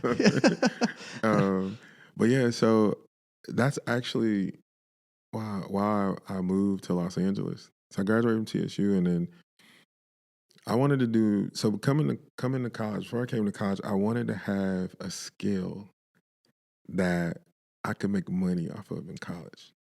Going into college, wanted the skill. Okay. Into college. So I didn't have enough time to go to barber school. I actually started trying to learn how to do nails because my Tennessee State at the time had 21 girls for every guy. So I was like, man, I'm going to learn how to do nails. I'll make money while I'm in school. And that didn't go too well, but I tried. And you just weren't good at it, or didn't like it, or sitting down trying to. It wasn't my thing. It doesn't sound great. It wasn't my thing. But I mean, if I had been able to do it, we'd be having a whole different conversation on my yacht right now. Yeah. But because when you're in college, you're never around that many people in one location ever again in your life. Like outside of high school, depending on how big your high school is. But for college, you're never, unless you go work for Google or something, you're never around that many people in one location that switches out every 6 months. Yeah. You have one class, then you have a new class. It just rolls like that for years of just new people. So having a way to generate money from those people has always intrigued me. So I was like, I like massage therapy. So I'm like, Mom, I want to go to massage school before I go to college. She was like, you're going to go get a degree. Yeah. And then you can do whatever you want. So when I graduated, my degree was in business information systems. I'm minored in electrical engineering. And I walked off stage, I handed my diploma to my mom, and I've never seen it again. Wow. I've never, ever seen it again, and I've never used it. Wow. That's crazy, right? Well, it's not that crazy. I'm not shocked at all, honestly. Really? Not really. I mean, listen, I've hired a ton of people in the day, and you know how many degrees... The only people that I ever cared about, like, where they went to school, not even where they went to school, what kind of degrees they had, would be like for a CFO or something technical like that. And honestly, at that point, I cared more about their experience. Like if they were CFO at a decent sized company and a reputable company, I cared more about than their degree. Exactly. So I'm not shocked to hear that. Are you still glad you went to school though? Of course. Okay. Like that was one of the best experiences I've ever had. And I'm not sure. And that's a whole nother conversation. I'm not sure if that's the same. Like if that'll be the same for your son or it's what I agree with you at this point. So I have the same questions at this point. I am leaning towards encouraging them all to go to school. Doesn't need to be an expensive school, right? But to still go. But I mean, look, it depends what they want to get into. Yeah, it's different now. Now. But that network from TSU is one of the things that's actually helped me in this business. You know what I mean? Like the people that you meet, and exactly. but now with it being such a, I know we're jumping around, but I know with the cell phone society now, it's not even, kids don't even interact away that they used to When they're in school? when they're in school. I see. You know what I mean? Like, so I remember cramming all night with people. I remember the parties. I remember doing service projects. I remember like that was part of all of my college stuff. Like my son's in college now in Chicago, and they work mostly from a computer anyway. Mm-hmm. You know what I mean? Yeah. So it's different. But even with him, I told him like go to school with a skill because you're gonna be around these people. You can sell them something. Did he? No. Did he? No. No. No. I know you're waiting for me to be like, yeah, he's a booming business, right? No. But I believe he'll get to it though. Yeah. Because kind of like one of the cool things with your son sitting right here while we're doing this, he's watching. Yeah. He's watching. So he's being inspired, and he knows Exactly. now he doesn't have to do this. Yep. But he can. Yeah. You get that? Absolutely. I really respect that ambition. Have you always been that way? Yeah. I mean, not a lot of people are like, okay, I'm about to go to this place where there's lots of people together and we're taking classes together and we're having parties together and there's all these people that cycle in and out, and I'm going to go there to learn. It might cost me some money. It's definitely going to cost me time. I'm not getting paid to be there. So while I'm there, in addition to all this learning, I'm going to figure out a way to sell some of these people a valuable product that's going to benefit them and benefit me. That's a very small slice of the population. That is, I hope when I go back and listen to this, I can write that part down because that was eloquent. That was so beautiful. That is not what I. But that's what you did. But that's exactly what it was, and so. Yeah. But my mom, when she goes like, "Hey, you got to go to college. You can get that degree." I was like, "All right." So when I graduated, I went to work for KPMG.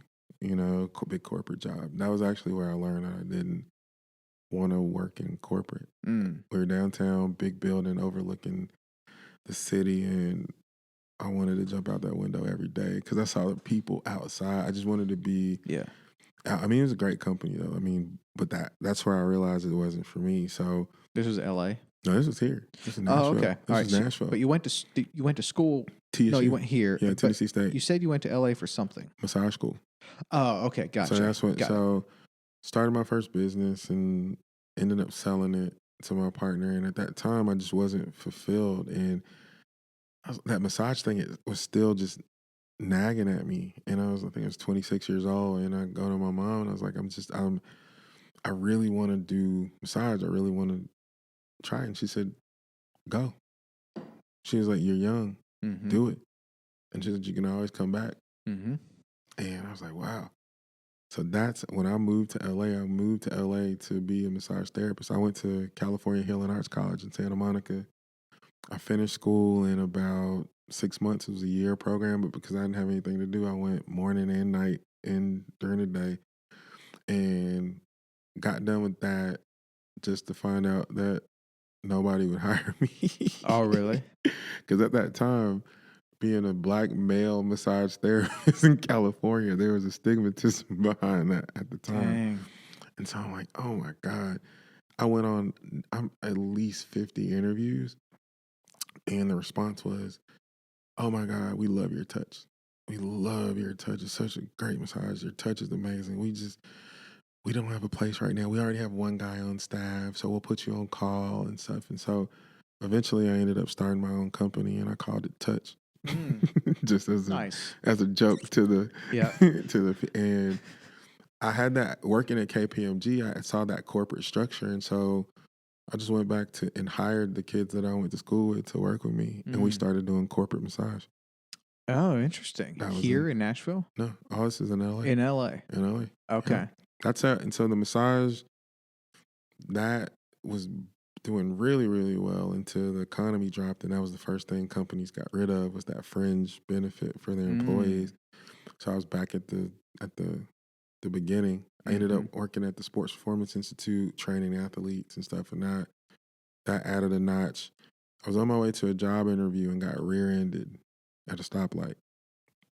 Still went to the interview, struggled through it, and the lady was like, yeah, it was really good. She said, but I feel like, what's going on with you? And I leveled with her. It's like, yeah, we need the work, but I was in a car accident before I came here. She said, and you still came to the interview? I was like, yeah, my bills are still due. And she was like, wow. There's a chiropractor downstairs. She said, he's really good. Young guy, you should go see him.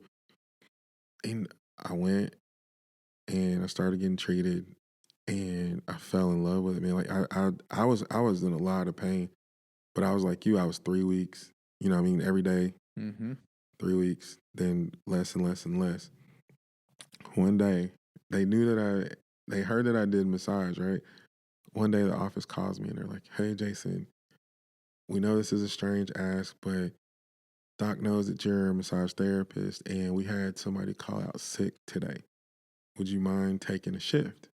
And I was like, no problem. Like, I love Doc. Like, it's cool. You know, for what you guys have done for me, no problem. So I go in, I do the shift. And the next day they call me and they're like, hey, kind of hate to ask, but the same therapist called out. Would you mind doing one more shift? And I was like, no problem.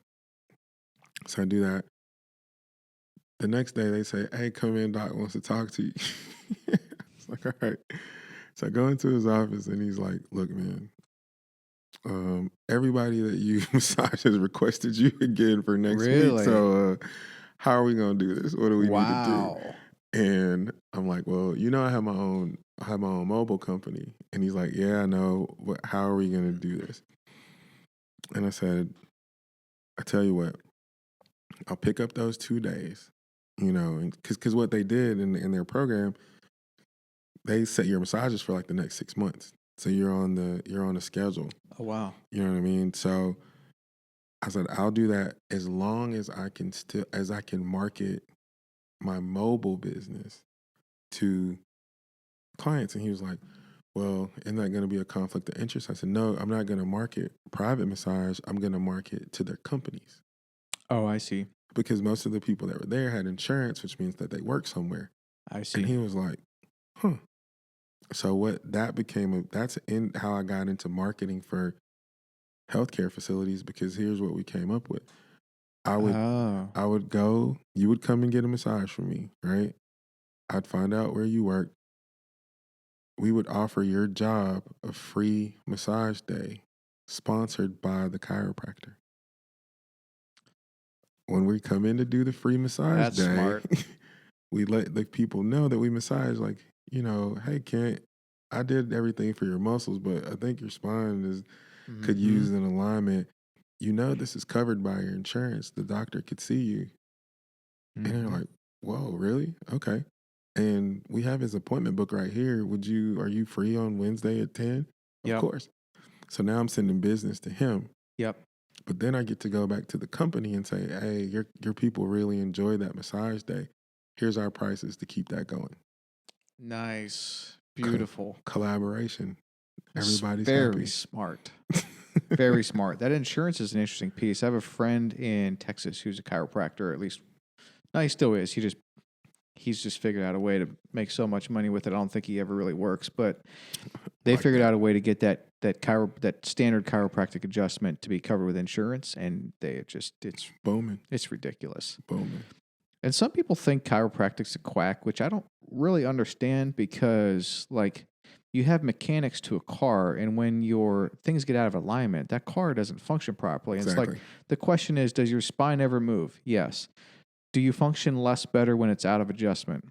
Yeah, of course. So would it be better for you if you get your spine back in adjustment? Yep. Yes. Well, it's like, well, that's what chiropractic is. So I'm not really sure I understand the people that like chiropractic's not really a thing and it's a joke. And I just don't. It's crazy. It's not logical to me. It's crazy. And like we were saying earlier, one of the biggest things that we were here is, well, I don't want to start it, because if you start, then you have to keep going forever. And my question is, okay, so if you start going to the gym and you stop, Yeah. you know, what's going to happen? Yeah. It's something healthy, but you're on maintenance. Like we used to use the analogy of like football players, right? Their season is 6 months? Something like that. Yeah. 6 months. It's only 6 months. They basically work 1 day a week. Mm-hmm. Now they work out and practice all during the week, but they basically only work for 6 months. Yep. And they have all kinds of therapies surrounding them to keep their body. Now, you work every day. Yep. Yeah. You drive somewhere. You sit in the car. You do all. You pick up the kids.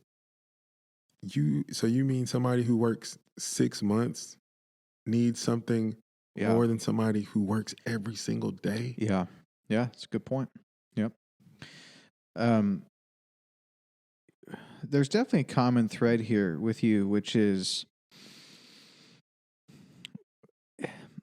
what do you believe to be true to get into all this stuff? Like, someone that doesn't have much hope for the future or believe nothing's going to change or nothing's ever going to get better wouldn't put in the work that you're putting in, wouldn't come up with these ideas. And like, what do you believe to be true to get into this stuff? That you can actually make the world a better place, or that, hey, we can actually help your life if we can help you improve your life? Or like, what do you have, this eternal optimist in you, or what is it?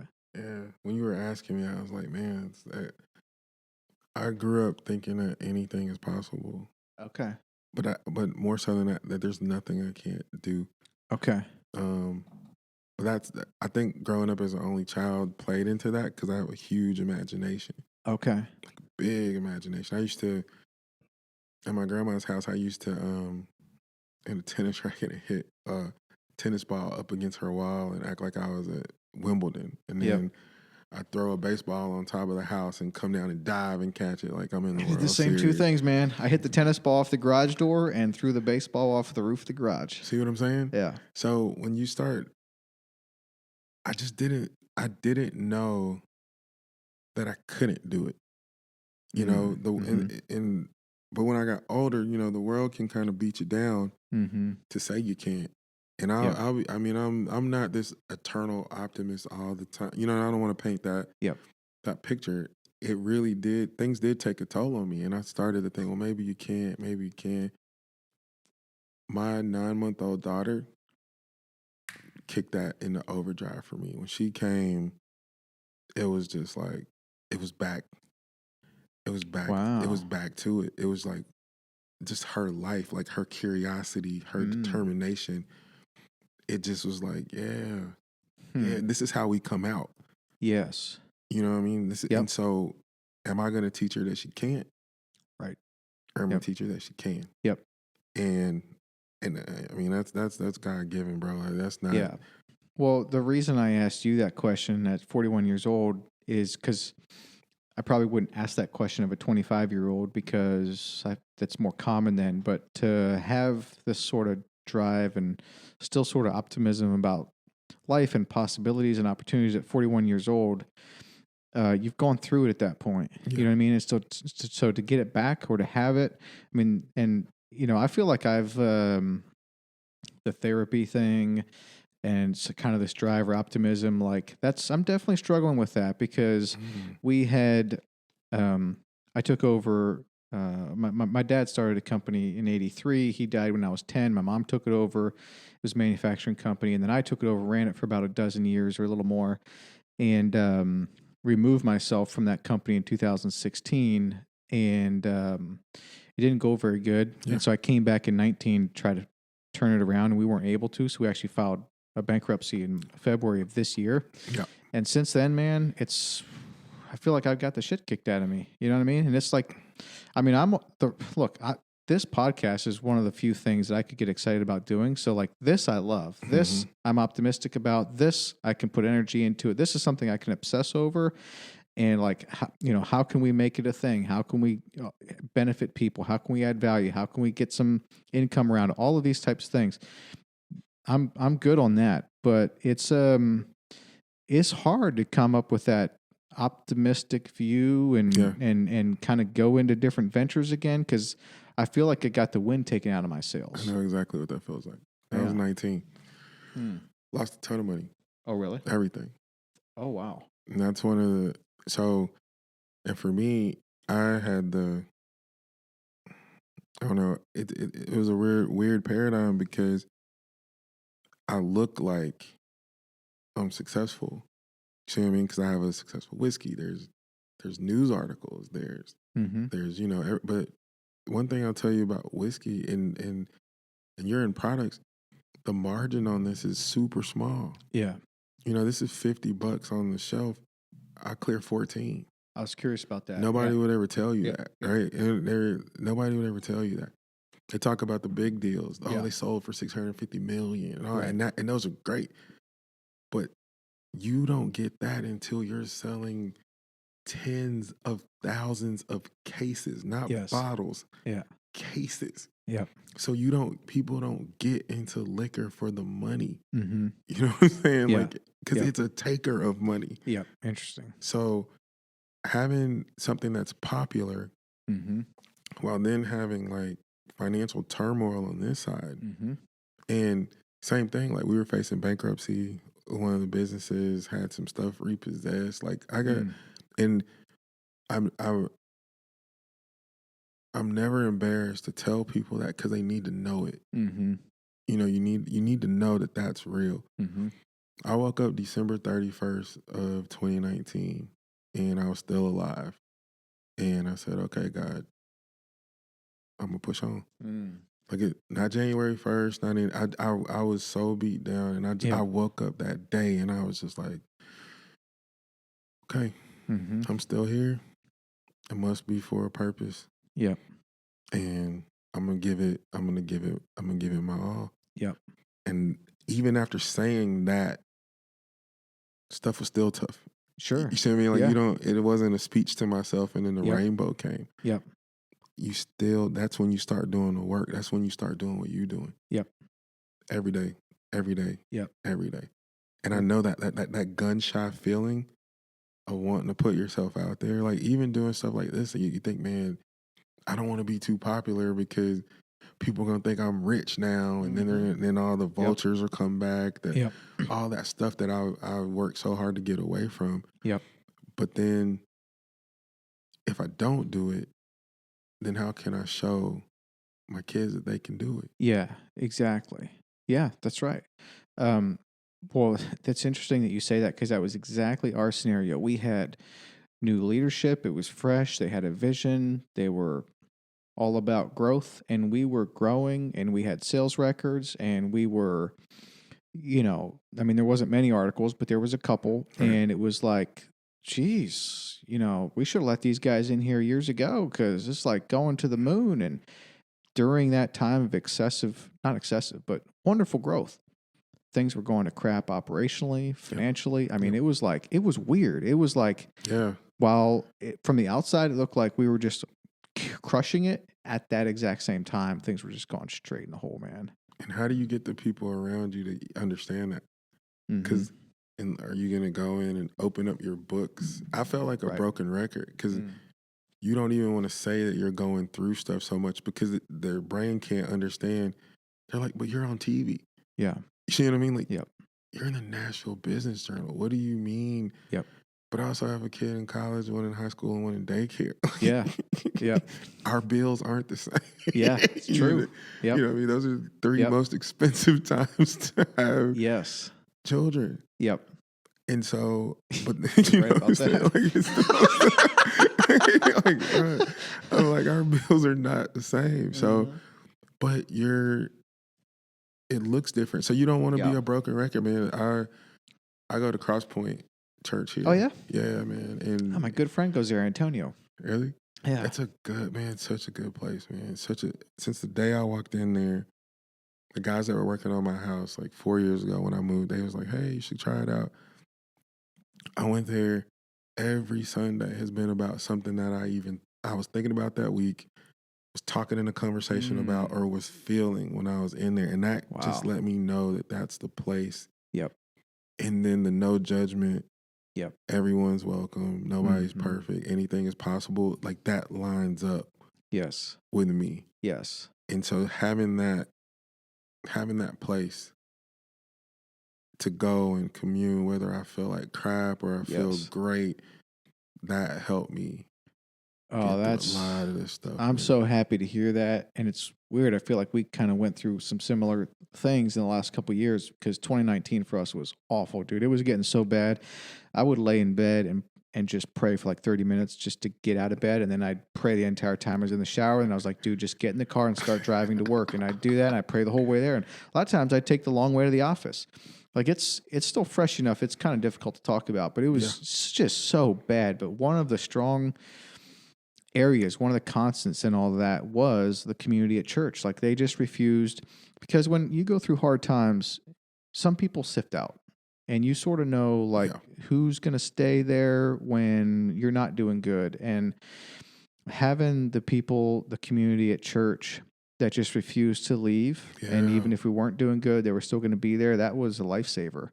So, I mean, so I'm happy to hear that. And I've heard a lot of good things about Kevin Queen. He's the pastor at Cross Point, right? Yeah, he's super cool. Is he good? He's a Falcons fan, but aside and from a that, Georgia fan. well, he came from Atlanta, so yeah, I give him that. But no, he's super cool, and his family is good, man. And it's just he's relatable. Okay. I went to one day. I was at a restaurant eating, and him and his wife ended up sitting next to us, and we ended up talking for a little while. And they left, and when we got ready to pay our bill, they had paid it. Oh, that's and I mean, cool. but just having, I remember the first time I met him, it was such an interesting thing because we talked for a couple of minutes, but he goes, well, tell me your story. I was like, what? Tell you my story? I'm here to talk to you about you. Like, but he gets to know you. Mm-hmm. He gets to know you, and that is one of the most important things, man, when you're in leadership, if you can take the time to get to know people. And I've had other pastors like that. My pastor in LA was like that. You could come into his office, he'd tell you whatever you needed, but before he would let you leave, he'd say, no, what can I do for you? And he'd always pray for you too. Mm-hmm. So that's something that I do now innately. Like if I'm talking to somebody and they're doing stuff for me, I always ask, is there anything I can do for you? Because you just never know. Yep. It can be little. Yes. It could be super little. Yep. But I always just check. Yep. And so I love that so much. It's not something that I've always been good at. I'm still not good at it, honestly, because I can be driven towards a goal, and and some would say, and I wouldn't totally disagree, there's been times when I have used people, as I was driving towards that goal and not caring about them like I should have. And it totally is, it's right. Like, and it's something I'm really trying to change, because everyone has crap they're dealing with. That's what everyone does. Everyone Even does. the people that look successful and all that, they've still got crap they're dealing with. Yeah. So that's good, man. It's good. Your self-introspection, man. Your self-introspection is good, man. And that's going to take you where you, because what does it profit you to be successful on the outside, but not on the inside? Exactly. Especially when you get into the later parts of life. Like, none of this is really going to matter. Yes. At 80. Yeah. Yep. Yeah. And I know what it feels like to be successful and be dying inside. Me too. Dying. Me too. And that sucks. I've been in those rooms where everyone is having fun and the time of their life. And by all rights, I should be, because this is my thing. Yes. And be feeling empty. Dude, I know what you're talking about. Yeah, that's and no one can tell. Mm-hmm. You know what I mean? No one can tell. I mean, at one point in time, I had a box at the Titans and at the Preds the same year. Mm-hmm. I think I'm not sure, you can fact check me, but I think I was the only black person to have a hockey suite and a Titan suite at the exact same time. Wow. And like owned by me. Mm-hmm. You know what I mean? Mm-hmm. And we spent so much money doing that stuff. And people were having the time of their lives. And in some of those days, and some of those games, I'm just standing there, not really, like, just looking around like, I wish this would be over. Is it because in some ways you felt like you'd arrived, and then you're like, well, crap, if this is what it feels like to have arrived, this sucks? Or was it because while that was happening, you knew that you were dealing with some real challenges that other people weren't aware of? Yeah, I think it was the challenges. Like, arrive to me is not, that's one of the things I talk about in therapy, right? Because what becomes enough? Like, when are you there? Mm. You see what I mean? Like, my mom teaches to enjoy the journey because the journey doesn't really end. Yeah. So if I can start to take joy along the way, Yep. that's how you get fulfilled. Yeah.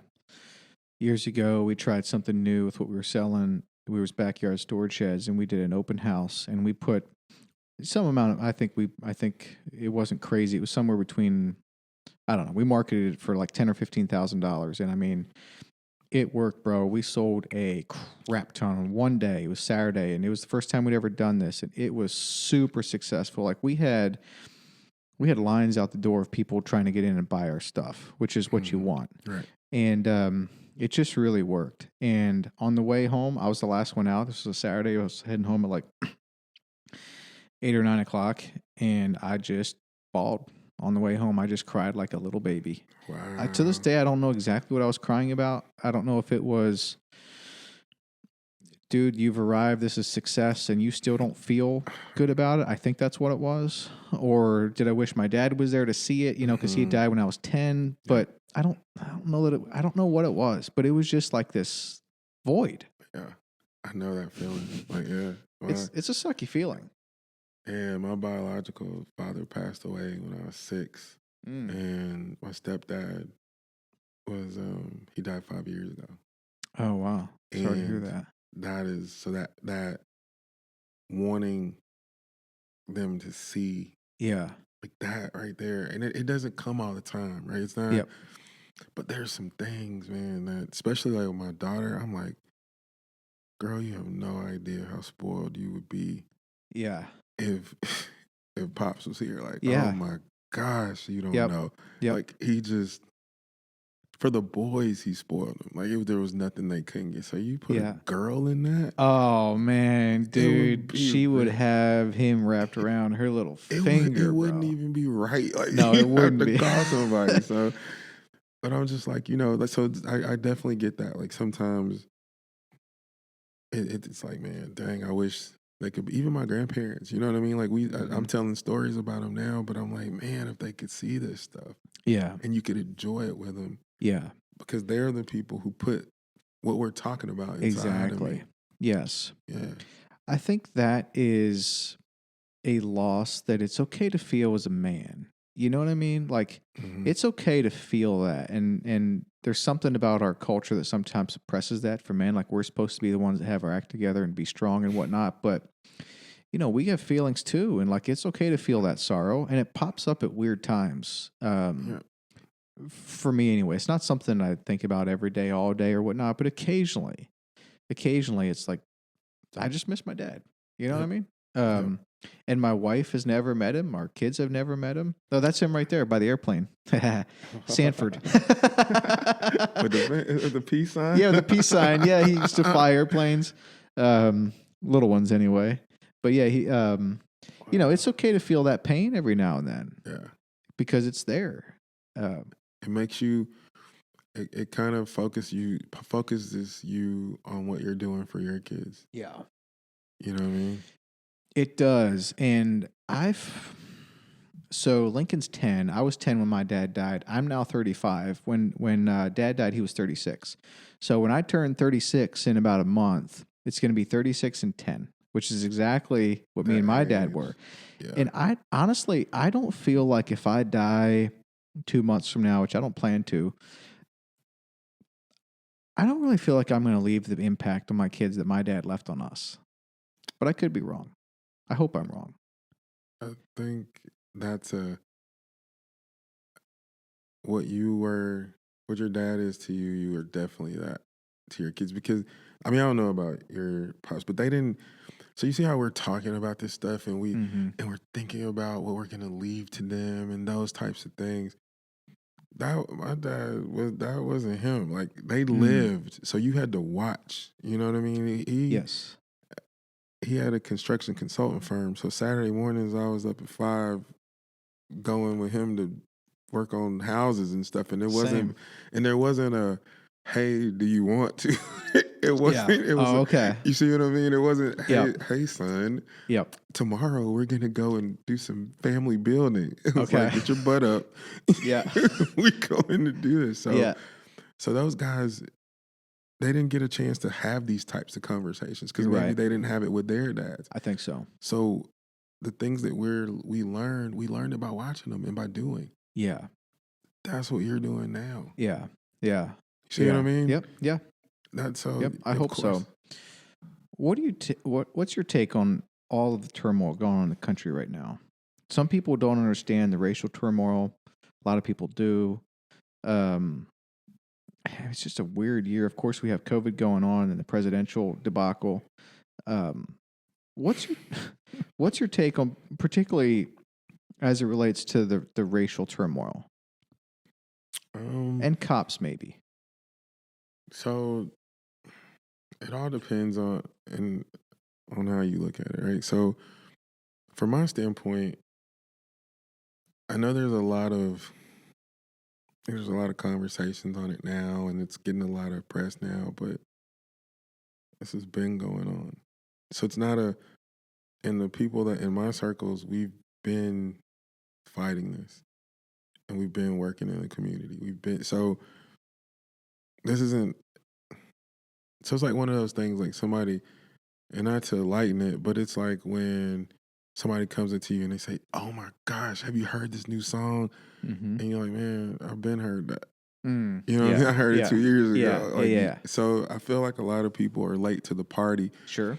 And they want to have a lot of conversations, right? They want to talk about it. Yep. But my challenge is to do something about it. Yeah. You know what I mean? Like I give limited conversation, but we can talk about whatever you want to while we go out and do something. Mm-hmm. Yes. You see what I mean? Yep, Like, I do. But I'm not going to let people talk me to death about it so they can feel better. That saying that they had a conversation when there's people that are displaced right now. There's folks in our community that we could be helping right now. Yes. Do you think the big issue, and it's a complicated situation, but do you think the big issue is minority people not being treated like white people, say, on a day-to-day basis? Or do you think it's the cops, or do you think it's the laws? Or, I tend to think it's sort of all of the above, but if you kind of would pull one out, where would you focus on first? Yeah, there is because depending on where you are, depends on what's going to be most important to you. Mm-hmm. You understand? So, excuse me, if your family member was just gunned down by a police officer or by anybody, mm-hmm. that's where your focus is going to be. Mm-hmm. You know, but if you were passed over for a promotion, mm-hmm. you see what I mean? Then that's where your focus is going to be. Yeah. So dissecting it to say that, there's no one thing that we can focus on all at the same time. It's all going to be relative to you, what's most important. So you should and the people will make strives in whatever is important to them. And I think that's right. Yeah. Okay. Yeah, that makes sense. Because that's actionable.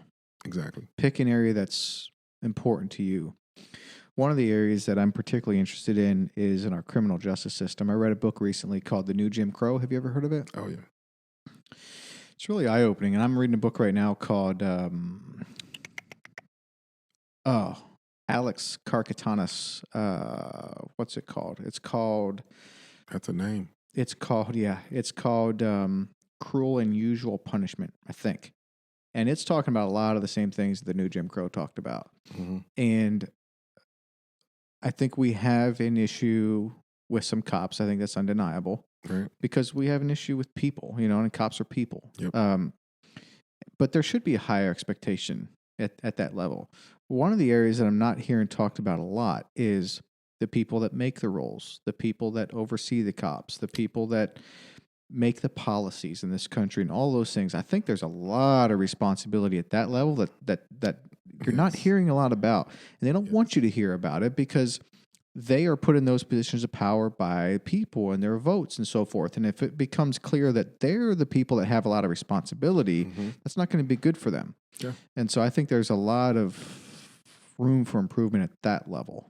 Yeah. I mean, you're 100% right. There's a lot of room for improvement at all the levels. The police thing, my theory on that, some people like it, some people don't, but it's just how I feel. You can't come into my house and tell me what to do with my family. All right? You can't. I mean, you make some suggestions or whatever, but at the end of the day, it's my house. It's my family. This is what's going to happen. With the police officers, there's a lot of good ones, man. I mean, I got some great friends that are officers. And they kind of asked me, I mean, when all this stuff popped off, like one of my boys is a cop. He's a white guy.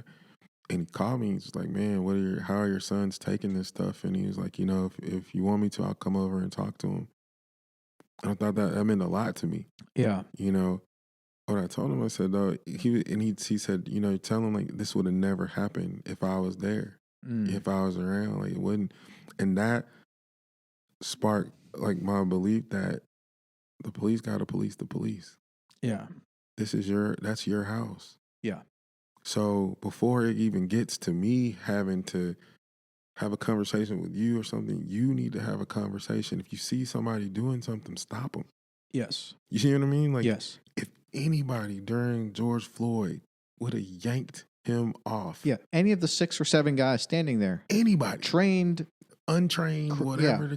If you, first day on the job, whatever the case may be, then that's an issue between them. Yeah.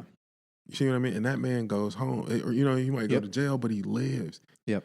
So they have to start, it has to become important to them. Don't stand there while somebody's beating somebody's head in. Yes. You know what I mean? And then we're talking about the defensive part. No, police yourself. I agree with that. And the George Floyd thing, I mean, it's so awful. But the one thing that I think a lot about, honestly, just as much as Floyd, is Ahmaud Arbery. The idea that 2 guys get in a pickup truck with guns and hunt somebody down. And hunt someone down is awful. And some states apparently have these laws where you have, what's it called? Civil arrest or something. What's the term? Citizen's arrest. Yeah. You know how many states have that? I don't know. Does Tennessee have that? I don't know. Did Georgia have that? Yes, it did. I know now. But does your average person know whether you're living in a state that has a citizen's arrest or not? No, they have no idea. Right. So the fact that a couple of guys would do something like that, and apparently incorrectly, that to me seems difficult to remove racial bias from that equation. If that was a white guy jogging down the street, do I think the same thing would happen? No, I don't. Of course not. Yeah. So there's. Of course not. But you don't have anything to compare it to because that's not. You see what I mean? Like, right. So that's one of the biggest things that it's like, okay, we can talk about, well, if it was on the other foot, but has it? We never get to see the other. Right. There is no other foot. Yeah. There's no other side of that coin. Yep. I mean, one of my dear pastors is black, and he pays attention to what time he jogs, where he jogs, whether he wears a hoodie when he jogs. This is a pastor. Like, so we can't stop trying to fix this until my pastor feels comfortable jogging anywhere he wants, just like if I were to jog anywhere that I want. Of course. I mean, my neighborhood is a really nice, cool neighborhood, but I'm strapped now. You know what I mean? Because I got to make it home. Yeah, you should be. You see what I mean? And that's not something that before this unrest needed to be that. But now that you don't know what a person is thinking. Yep. I love hoodies. They're warm. They're my favorite. One of my favorite things to wear. I don't ever want that to be the reason I don't come home. Exactly. Yeah. What are you making of the presidential stuff? You following that at all? I mean, 2 old white guys arguing. That is that what we call it? I guess. Man, that's like one of the funniest things. I talk about therapy, man. Like I woke up like probably like 2 or 3 weeks ago, man, and I was just so disappointed. Like I had this overwhelming feeling of just disappointment. Because I'm like, wait a minute. These are the people that we're supposed to be looking to for guidance. Like I don't know, it just came over me all at once. Like, wait a minute. This is what, 70? Yeah. This is 70?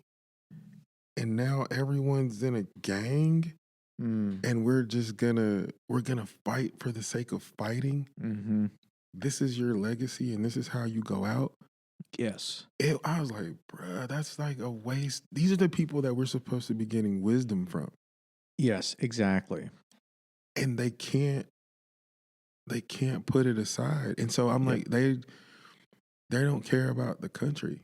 And that part bothered me a lot. It really did, because I'm like, man, you look at our country now, do we even know who owns our country? Right. Who owns most of the land here? Yep. It's not Americans. Yeah, that's a good point. And so is this still America? This is all the stuff that I was going through in my head. And I'm like, there's no, in 10, 15, 20 years, there's no telling what it's going to look like because we're imploding. I totally agree with that. I think our social fabric was much weaker than we all thought it was. And then this year exposed it. Yeah. And then I also think the social fabric got unraveled even more this year. But I mean, look, I'm so grateful to have been born here. There's so many worse places to be, of course. But jokingly, we've had a couple conversations, my wife and I, and well, not jokingly, but look, we're not about to leave this country. But at some point, you have to stop and think, okay, look, we moved from New York to Tennessee for reasons. And part of those reasons was taxes and how the states were being run and the opportunities and those types of things. Well, moving to a different country, it's just another step. I mean, there's probably countries that are decent places to live right now. Yeah. And if America keeps getting worse and worse, well, that has to be a consideration, right? I mean, I'd rather stay and fix it, but it's a different day, man. It's really weird right now. And as an American, though, the funny thing, even in that statement, though, is that as an American, you could do that. You see what I mean? Like, we could actually sit here and say, we can look on a map and say, there's probably only 10 or 20 countries in the world that we can't go to, if that. Yeah.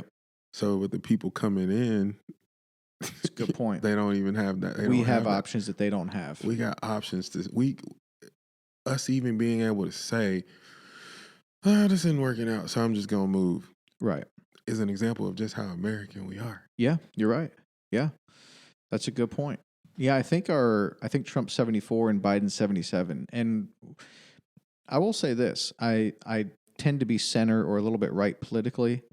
I don't know really what that even means or really where I'm at. I don't even know how to assess it other than like give me an issue and I'll give you an opinion maybe, if I even have one. And it's not an expert opinion, but that's all I know how to view it. I don't really know the systems or like where I should fall or whatever. Yeah.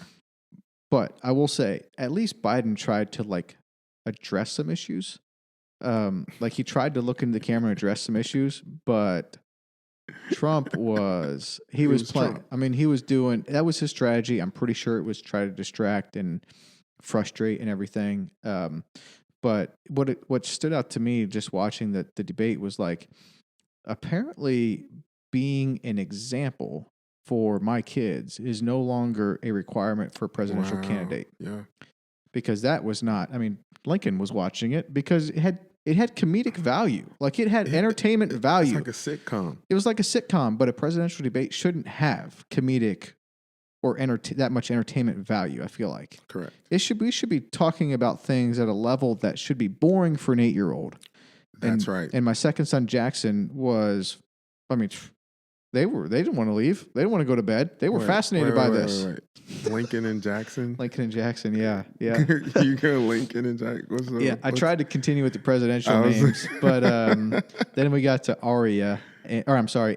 I couldn't go presidential name with Ava. You did what you could. I did what I could, and then we have Jericho and Aria. So wow. But yeah, we ran that presidential thing as long as we could. But well, I don't want to keep you much longer. I know you got a night ahead of you. Anything else you want to discuss here? Man, this was a great conversation. Man. It was. I really enjoyed it. Yeah. Thank you for your time. And I appreciate you having me. And yeah, man. I'll bring you back some of the cigars when they're. Please do. Actually, I really enjoyed that cigar. It's a big one. Yeah. But it tasted good the whole way through. Yeah. And I dip and sip. You're gonna be the life of the party, man. I'm gonna dip and sip some more. I'll be honest. I hit that about 3 or 4 times the course of our conversation. I kind of enjoyed that actually. Yeah. I would never thought to have done that.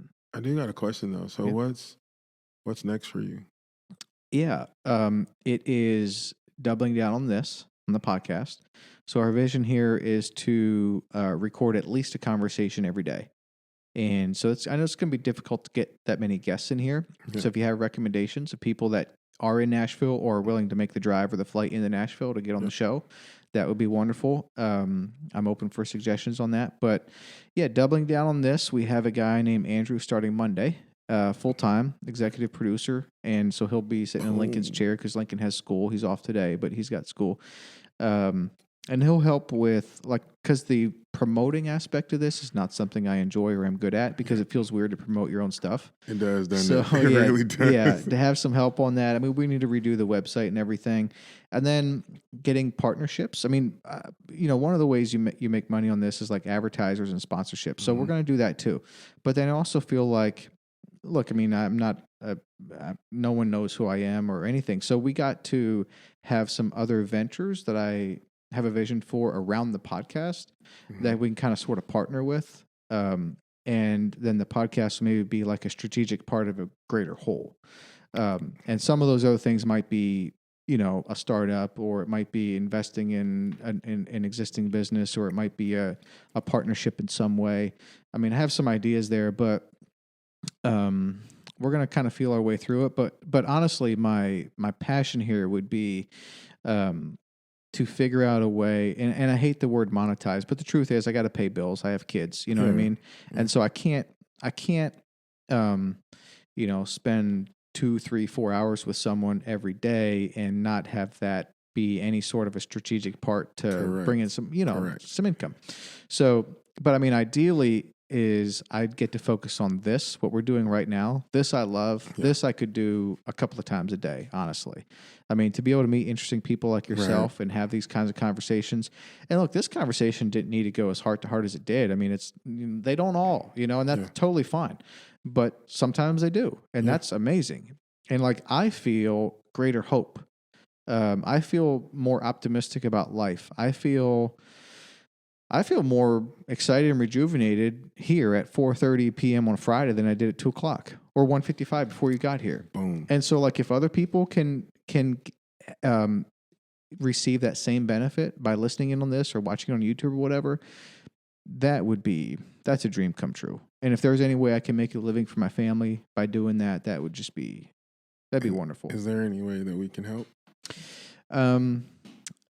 Yeah. When this comes out, if, the more promotion you can do on any channels that you have to get the word out there, that's fantastic. Yeah. Also shoot me a text or an email if you have ideas of other interesting guests to have on. That's the second way that you can really help.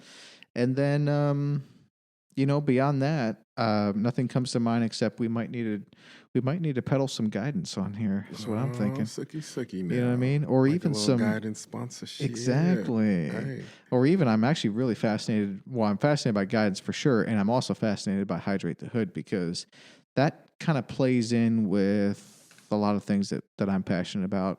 Okay.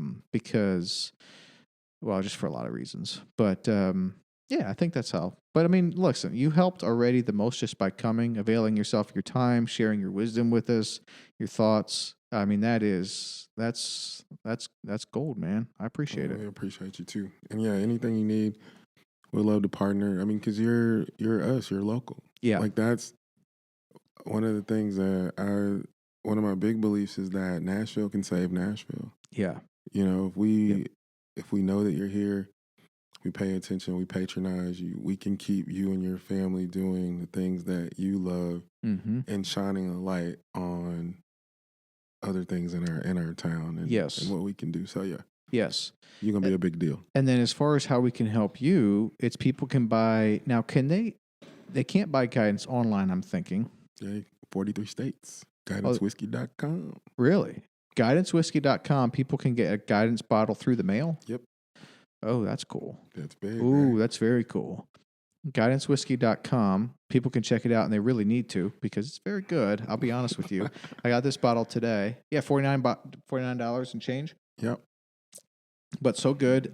They can also, as we know, buy these water bottles. Yep. HydrateTheHood.com.